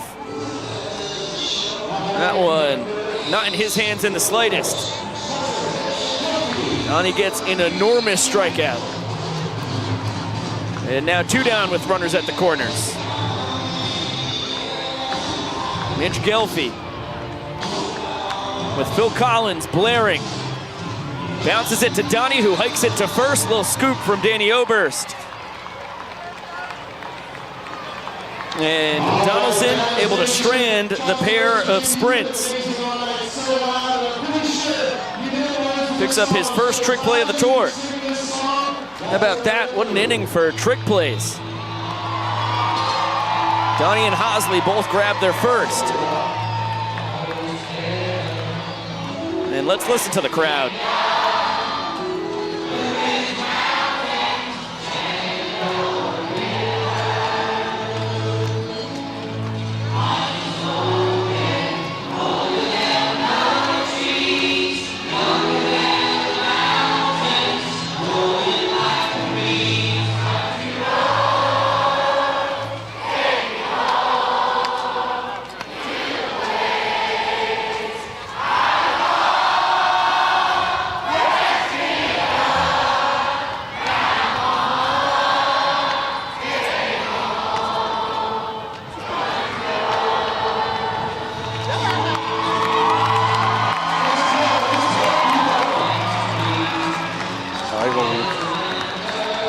Back in the booth, Rod Blackstone, the Toast Man. Talk about a local celebrity. 1, thank you so much for coming up to the booth. 2, how did you get the idea to start toasting bread here at games? Back in 1991, I think it was, we were at the old ballpark in the South Atlantic League, and my friend George Manahan, who's down there in the orange hat, I think it was him who was the first one who said to an opposing strikeout victim who was walking back, shamefully, in front of us as he walked back to the dugout, "You are toast." And so we thought that would cheer. We've been cheering that ever since. 1992, the owner of the Wheelers, Charleston Wheelers back then, said, let's make toast at the ballpark, moved down to the front row, plugged in a toaster, in play, and made toast. And the vision is that everybody has a piece of toast and waves it at the bad guys, or the visiting team, or the Bananas, or whatever. Yeah. When they strike out and say, you are toast, you are toast, you are toast. Well, it makes them feel really good about it. It's genius. I didn't realize it goes all the way back before the Alley Cats. 30 years. Oh, yeah. It was the Wheelers. Seriously. I'm old and I'm strange. Well, I love it. And then what can you tell us about Rowdy Alley? Because I haven't even gotten to explain that to the fans. Well, that was above the visitors' dugout back in the day, and there was a guy named Billy Bob who started, and there's still remnants of Rowdy Alley who are still here. And so they are within the earshot of the toast section, and one of the things that we do is bounce ideas off them when it's, on quiet nights. That's good stuff. And is the chant when you throw out the toast, is that still a don't eat the toast? Well, usually we follow it up with don't eat the toast, you don't know where it's been, and then one of your players came over and actually ate the toast in clear violation of the rules. Michael Deeb with a healthy hack and a miss. He is behind no balls and 2 strikes to lead off the bottom of the 8th inning. So we'll see if my friend George can, sub right now as he strikes out in this pitch. Well, listen, I don't want to hold you back from throwing toast out. Like, who will throw the toast if you're up here in the booth? My friend George, who I think was the original innovator of the toast and the suggester of the toast chant. All right, terrific. It's good to know that you've got backup down there while you hang out with us on the broadcast. Oh, yes, there it is. Let's see how he does. You are toast. Okay. Okay, he didn't stand up and do it. Okay, that's all right. He came up with the idea in 1990, so that's what, 33 years ago? Yes. So, okay, I got to give him some credit. Okay, that's Maddie. She's a toasty. Several of us are wearing these jerseys tonight, so Maddie is helping to throw out the toast. I'm waiting for the night that the Dirty Birds become the toast for an evening as Dakota McFadden takes off. Oh, he's stealing first base, right? He has stolen first base right in front of your eyes. I wanted to say that if we actually had practiced the walk rule, I think that this might be a different outcome. Oh my gosh, I couldn't agree more. That's good analysis from you. I just had Josh Talevsky, our Bananalytics statistical savant, call in, and he said the exact same thing. Oh yeah, no, there's no question about it. I've been around baseball for a while. No, but not this kind of baseball, and it's such an entertaining thing. You can tell by the crowd here. It's a great addition to Charleston, West Virginia, especially for 2 nights. Well, it's awesome to hear is Ryan Clark, the new man on the mound. D.R. Meadows fouls it off as Malachi Mitchell has pinch run over at first. So worst case scenario for your Dirty Birds, it's 5-2 going into the 9th. Best case scenario, it's 4-2. But remember, every run counts as a point in the last inning. So what happens once this happens? Once it gets down to 10, an inning can't start. Is that right? That's how it was in the past. Oh, I see. Okay, and that's for a tie or something. Okay, all right, okay. Correct. Let's hear what Jesse's got to say. The world's tallest hitter, Dakota. I would tell you what, I was impressed earlier in the game whenever he was throwing the T-shirts or throwing the balls. I forget which one. That he did it quite deftly. I was like, I could never do that. So you could tell that he was practicing. I also noticed during the national anthem, he was kind of swaying like I was, except, that comes from being old with me and comes from being on stilts with him. Well, the 25th, check that, the 5th round draft pick from the 2015 draft. That was by the Atlanta Braves, Ryan Clark, facing the tallest hitter he's ever come across and trying to figure out how to throw a strike to somebody who's 10 feet 9 inches tall. Okay, so does he have to run the bases if he walks? Yes. Oh, he does. Okay, so that could be an interesting thing. We've never seen it happen before. It would be very interesting. I'd say we'd have to worry about the runner at second on that kind of a play. Correct, and if Malachi scores, the inning is over, so... Oh. Yeah, foul ball straight back. Stilts is 3 for 8 on the tour. Wow. Seriously, I could never do that. This is his 3rd tour. He hadn't got a hit until last summer. He's getting a lot better with age. 2-2 cut on and miss. Another toast down there. Let's see. How about that? You leave your toaster. Yeah, I'm not sure. This is not good for the toast. It's not good for my reputation, I don't think. Here's the young professor. At the scoreboard, we are heading to the 9th inning, the final inning of the game. And as you heard at the start of this evening's festivities, the final inning counts more than any other inning. Because in this inning, every run counts. It is a tight game. two things can happen. The Dirty Birds can tie this thing up or even take the inning, or the Bananas can hang on here for the victory. Everything matters in the final inning, ladies and gentlemen. Get on your feet for the final inning. Rod, I cannot thank you enough for coming on the broadcast. It is so cool to hear from you, man. As you are, and clearly I better get in my position. If the game is on the line, I better get back where I'm supposed to be. Listen, I'd keep you here all night, but That's all right. down a couple points, I think they need you. We can try again tomorrow, too, man. Hey, I appreciate it so All right, much. Thank you. Appreciate that. There goes Rod Blackstone, the toast man of Gomart Ballpark. It's one of the cooler traditions I've encountered in a pretty wide-ranging career in sports. You take a look at the numbers for Danny Hosley, averaging 4 minutes per inning right on the dot. He's been the Bananas closer throughout the tour. That MPI number, 7th best out of 21 pitchers. Comes at you with a fastball, changeup, 12-6 curve. Started the game in right field. Has spent the last 5 innings at second base. And now will come in and try to shut the door on the Dirty Birds, who trail by 2 points. But as you heard the young professor say right there, every run in the final inning counts as a point. So they are not even close to out of this. Across his 22 innings pitched, Hosley with a 2.05 ERA, astronomically small, or low rather, for a Banana Ball ERA. It's the best on the tour. We got a push-up contest going on top of the Dirty Birds dugout. You got to look at tonight's Bananas starter. Cowboy Kyle getting after it on the Bananas side.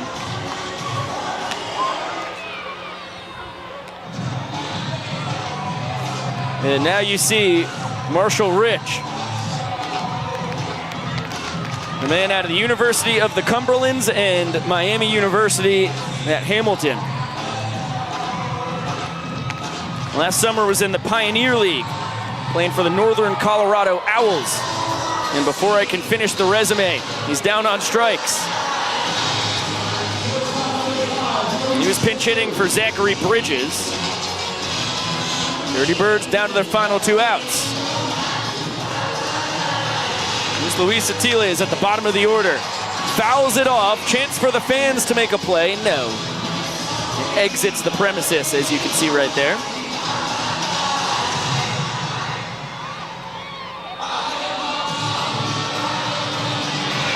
Dirty Bird shortstop. 2 for 2. Couple singles, a sprint, a run driven in, 1 scored. And he's stolen a couple bases. Taps that one down the third baseline. If it stays fair, it's a hit. But Jackson Olsen will stomp on it. Just barely in foul territory.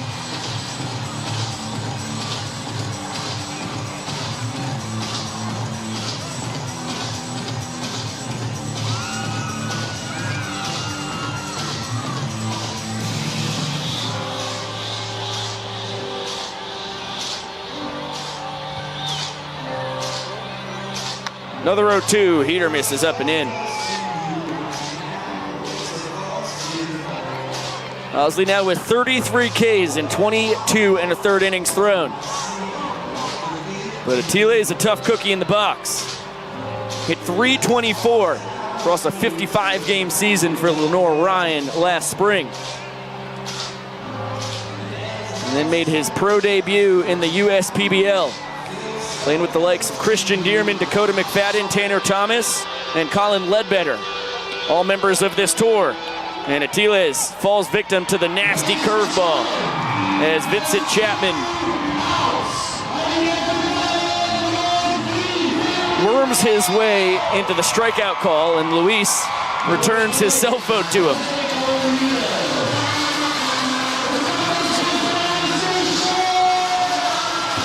Back to the top of the order.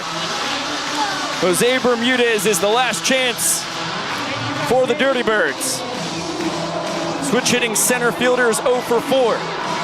Ground out, fly out, reached on an error, and has struck out. He's done just about it all.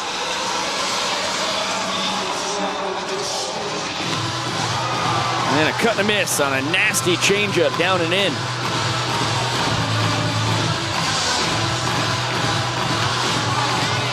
Foul ball. Dirty Birds down to their final strike.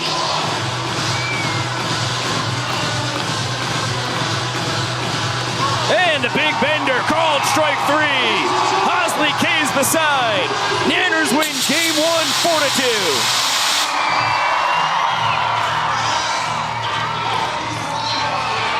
The Bananas win by a final score of 4-2.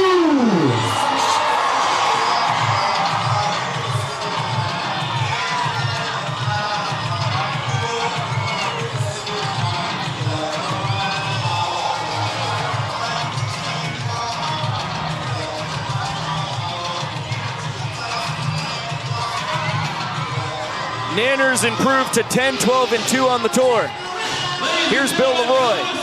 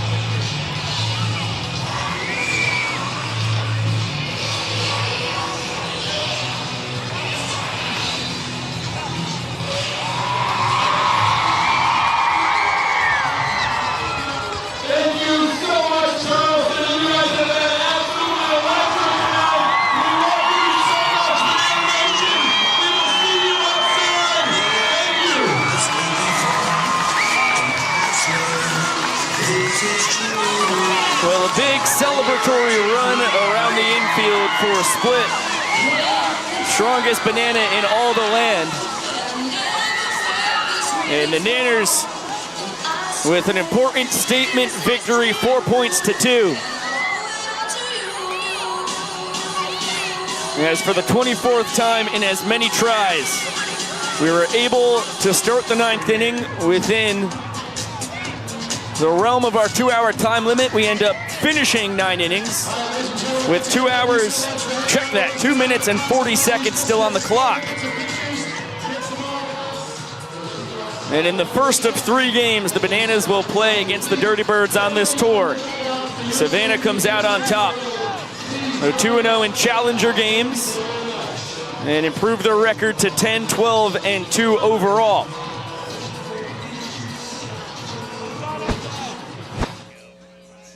Welcome back inside the broadcast booth. Biko Scala, broadcast entertainer for this here club. So happy to have you watching along on YouTube tonight. I wish I could have dwelled in the chat. I'll try and fool around with some internet things here in Gomart Ballpark, but we're very thankful we were able to get this thing up and out to the world with the power that we had in the first place. Okay, let's move on to that. Let's test our internet again. So far, it's been hit or miss, but Josh Talevsky, our Bananalytics statistical savant in our stats headquarters in Athens. Oh my gosh, let's see if we can hear you. What is your big takeaway after Bananas 4-2 win? Biko, I think the big takeaway from tonight is just how well the Bananas were offensively. They were really able to take advantage of just the lack of experience from the Dirty Birds, especially in the sprint department. And again, I mentioned it earlier, 3 home runs tonight from the Bananas, Jackson Olsen, DR Meadows, and Dakota McFadden. You've got to like the way the Bananas are swinging the bats. There's something in the air in West Virginia that's the Bananas like. Yeah, it was incredibly impressive. D-Mac walking off the 2nd inning, and then DR leading off the 3rd, the bottom half that is, and immediately ties that frame up with 1 swing of the lumber as well. Those were prolific blasts. Jackson Olsen's to right was a no-doubter as well. So the boys really brought out the lumber. And 3rd homer for D-Mac, 2nd for Olsen and Meadows. Those are guys that you're not expecting to have that kind of pop. But you would have to say, after a good showing on Tuesday night when the Nanners fell to the Party Animals and had DR's first homer of the tour, kind of feels like the boys in yellow are building some momentum, and it will be really important to carry it into tomorrow night's game and then into Wednesday evening's battle with the Party Animals once again. Yeah, you would hope that the Bananas are carrying some momentum with those bats now. You got to think that it's just they were really looking forward to getting a break, really getting a look at some new, different pitching. I think they battled against the Atlantic League pitchers very, very well tonight. They saw a lot of good pitches and waited for the right ones to swing at and take their sprints. So I think the Bananas will have a lot of momentum against the Party Animals. This is the kind of series they need to kind of get rolling again offensively. Yeah, every pitcher the Bananas faced tonight had been drafted by Major League Baseball teams and had actually spent significant time in the minors. So an uptick in competition as far as pitchers go, even though Garrett Delano's Party Animals-led staff has been pretty impressive within their own right, even if they haven't been drafted by MLB teams. But the Bananas able to capitalize. And it definitely goes back to the sprints. The 2 sprint home runs were really key. You had a sprint triple in there from Noah Bridges as well. And as great of baseball players as these Dirty Birds are, this is their spring training. They just started playing together this past Monday. And clearly, although they've practiced every day this week, they had not taken a lot of time to try and master the fundamentals of banana ball. Yeah, sprint defense, again, that's something the Dirty Birds are going to work on. You saw them kind of employ different strategies. Towards the end, you saw them throw it to the guys in the outfield and then try and get it back into the guys on defense. And it did work at limiting Noah Bridges to just a 3-base sprint instead of a 4-base sprint. But I think the Dirty Birds, they're going to work on the sprint defense. And for the pitchers, they're going to try and work on their command a little bit more. I think they really were able to see firsthand how much a sprint can hinder them. Yeah, no, I couldn't agree more there. Now, the Bananas are 2-0 in their challenger games this year, previously defeating the Major League Baseball Players Alumni Association, who they will take on again, not tomorrow night, but the following Saturday in George M. Steinbrenner Field in Tampa. That'll be game 2 of that 3-game series. Tomorrow evening, we get game 2 of this 3-game series. And the last that will be played here in Gomart Ballpark in Charleston, West Virginia. Christian Dearman will be on the mound. And as nasty as his stuff is, his bugaboo on the tour has been control. So it's going to be fascinating to see how patient the Dirty Birds are against them. Of course, they haven't gotten a Banana Ball World Tour advanced scouting report, although you could give them a lot of really helpful information. What are you looking forward to as far as differences tomorrow night in round 2 between the Bananas and the Dirty Birds? Biko, if you're asking me about tomorrow's matchup, I'm looking forward to Christian Dearman out there on the mound.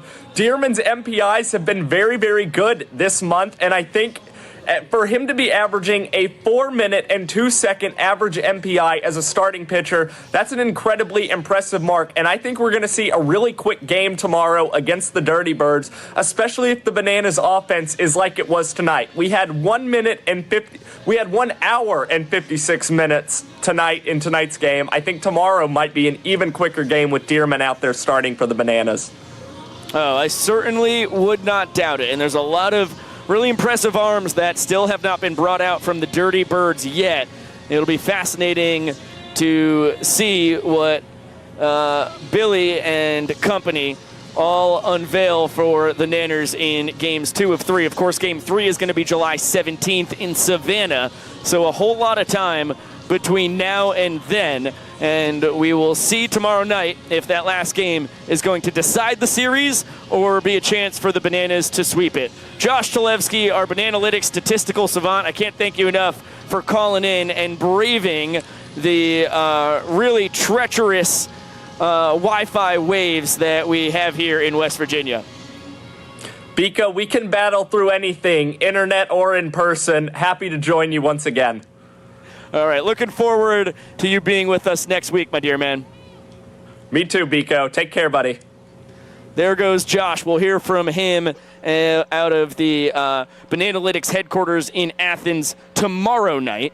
But for now, we close this one down. The Bananas with a pretty impressive 4-2 win over the most powerful team that they have played yet in the history of Banana Ball. This is year 3 of this thing even existing, and the Nanners are able to topple an Atlantic League opponent. There will be a handful more throughout this tour. This is only the second of 11 challengers that will appear to take on the Bananas as this thing barnstorms its way around 20 of the 50 states in the USA. This is stop number 8. And there will be 33 in total, so a whole lot more Banana Ball to come. Can't thank you enough for tuning in on YouTube. I didn't get to see it, but I'm sure the YouTube chat was on a whole nother level for our second challenger of the tour, and we're going to do it again tomorrow night, 6:30 p.m. pregame and 7 p.m. first pitch. Now, to shout out the incredible crew that made this whole production possible. Back in Savannah, our technical director pressing all the right buttons, the legendary Griffin Ellis, our director calling all the shots. Chris Haynes is as good as they come on audio. You only know him by one name, but that name is a powerful one. Kwanzi is dynamite. And on replay, Jalen, the same goes for my dear man Jalen, although he has a last name. So does Kwanzi, but Jalen's escapes me in my notes. So you're a one-name legend tonight as well. On graphics, Dakota Burns said, as good as they come. On the score bug, the Ying to Dakota's Yang, Ben Barks. The two of you are a dynamic duo and really do a heck of a job back here in Charleston, in the capital of West Virginia. On first base camera, Emerson Elmgren, the Iron Horse of BTV. On third, Taylor Finneran. So great to have Taylor back in black and really killing it as they made the trip all the way up from Florida. On high home, Clayton Franklin. That guy is always in the right spot when the ball is in play. On the low home, Nick Keldy getting a fantastic variety of shots down below Clayton. And on center field, Evie Knight. Oh my gosh, so great to have Evie back on the BTV crew. First time since Arizona, and she is just terrific. On the Roman camera, Keegan Woods, absolutely incredible. Awesome to have him on his first trip of the tour. and our moderators in the track, Katrissa Ballet and Colbite. We could not do it without you. Thank you so much for being the voice of the Bananas in our chat tonight. Thank you so much to everybody who watched on YouTube. Thanks to Dakota McFadden and Rod Blackstone for popping up into the booth, as well as Bobby Bradley and Adam Virant for slapping mics on him. For Josh Talevsky, our coordinating producer, the straw that stirs the drink of BTV, Chad Reese, I am Biko Scala saying so long for now. Nanners win this one 4-2 off the back of blasts from D-Mac, Jackson Olsen, and DR Meadows that you see right there. We will do it again. A rematch between the Bananas and the Dirty Birds tomorrow night. 6:30 p.m. pregame, 7 p.m. first pitch, always Eastern time. We'll see you then. And of course, we'll see you later!